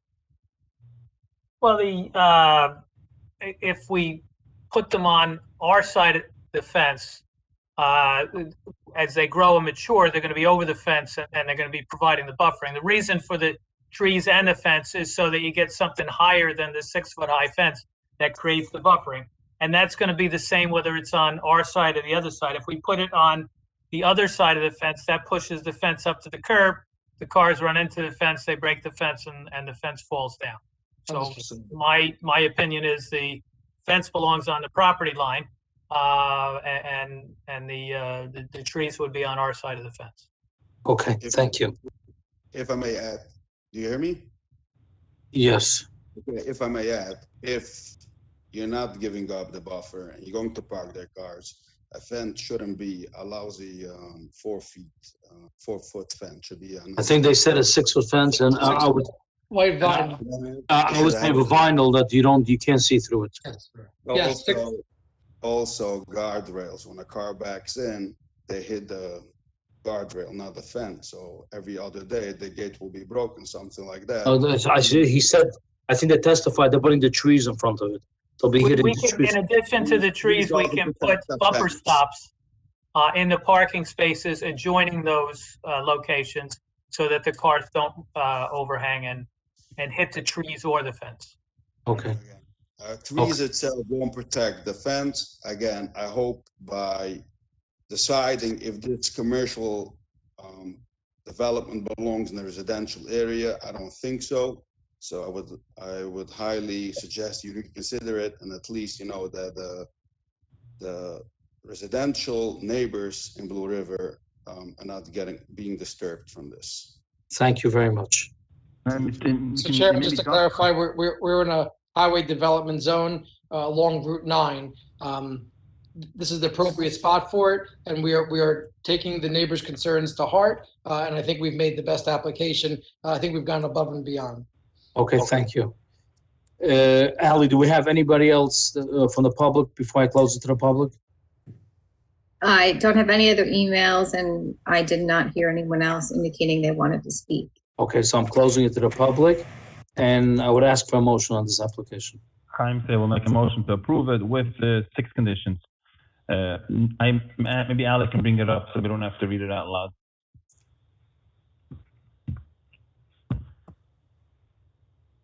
This is your email? Yeah, I just Okay. okay. I want to add the buffer stopper or guardrail. That would be a good idea if possible. 1 second. Okay, you can add it. The no outside fridge, we have to add, that's in the back by the residential area. In the front, you could do it. Is that okay? Mr. Sable? We're a new building. We can probably find some refrigerator inside. It's not a Yeah, but sometimes I know by me, sometimes my refrigerator will go down, or comes a holiday, I get a refrigerated truck. But I know by me also, I can't. No outside fridge is more than 30 days. Okay, but I think we should stress no outside fridges in the back next to the residential area. If Right. yes, it has And to on be the on the other commercial. And on the other side, not more than 30 days. Okay. Al, if you can add that.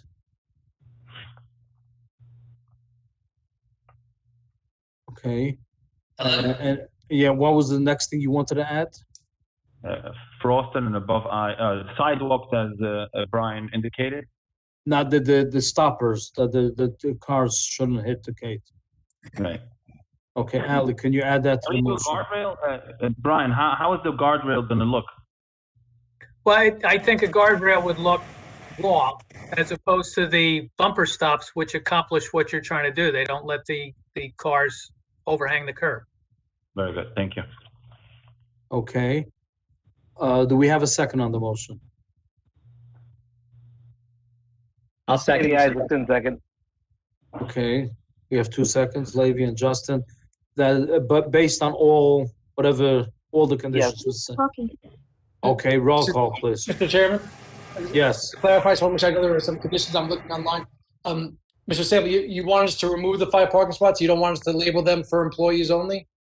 No, remove them as Mr. Kennel suggested. Okay. And I just want to make sure the refrigerator is only restricted in the rear. If we needed one in the front, it would be no more than 30 days, which we're fine with. Right. Correct. Okay, thank you. Okay. Oh, please.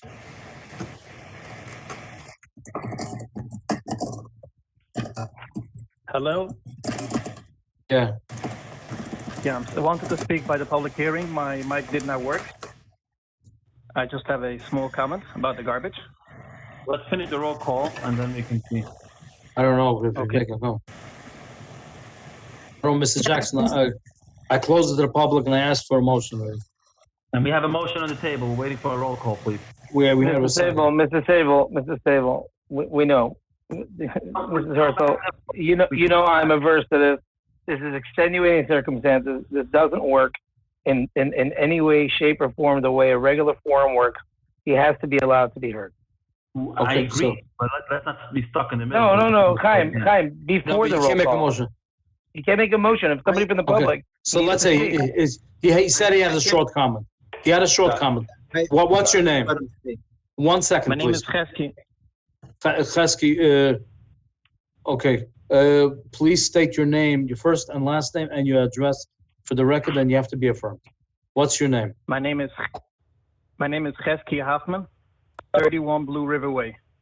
Okay, you said you have a comment about the garbage? Hold on a second. You swear from testimony to give before the court with the truth, the whole truth, and nothing but the truth. I do. Okay, thank you. You mentioned that the garbage is going to be away from the residential. Right. Actually, it's to the north side, which is close to the residential. If they move it to the south side, it's going to be close to a not residential, a car dealership. Okay, so hold on 1 second. Stay online. Brian, you heard the comment. Ali, could you bring it up again? We can move it to the south side. You have room over? Now, Mr. Hoffman, the south side is the furthest spot from all residents? Yeah. Yes, because the residential is to the east and the north. To the south is a car dealership, and the west is Route 9. Okay, thank you very much. I appreciate you getting your comment in. Is there anybody else who couldn't speak, who wants to speak? Okay, so I'm closing to the public. So Mr. Sable, could you include, is that included in your motion too? To move the garbage to the south side? Absolutely, perfect recommendation. Okay, good. So we're including it. And who seconded? Levy, you seconded, right? Yes. Do you include that in your motion too? Correct. Okay, so now we can go for a roll call. Ali, you have it down, right? Yes, sir. Okay, so roll call, please. Mr. Garfield, Yes. Mr. Sable, Yes. Mr. Flansbrough, Yes. Mr. Herzl, Yes. Mr. Isaacson, Yes. Mr. Meyer, Yes. Mr. Fuentes. Yes. Thank you. Thank you. Thank you. Okay, motion approved. Okay, minutes. Moved. Moved, second, all in favor? Aye. Aye. Approval of bills? Moved. Second, all in favor? Aye. Aye. Aye. Everyone have a great night. Thank you. Thank you. We'll see everybody on June 29th. Have a good night.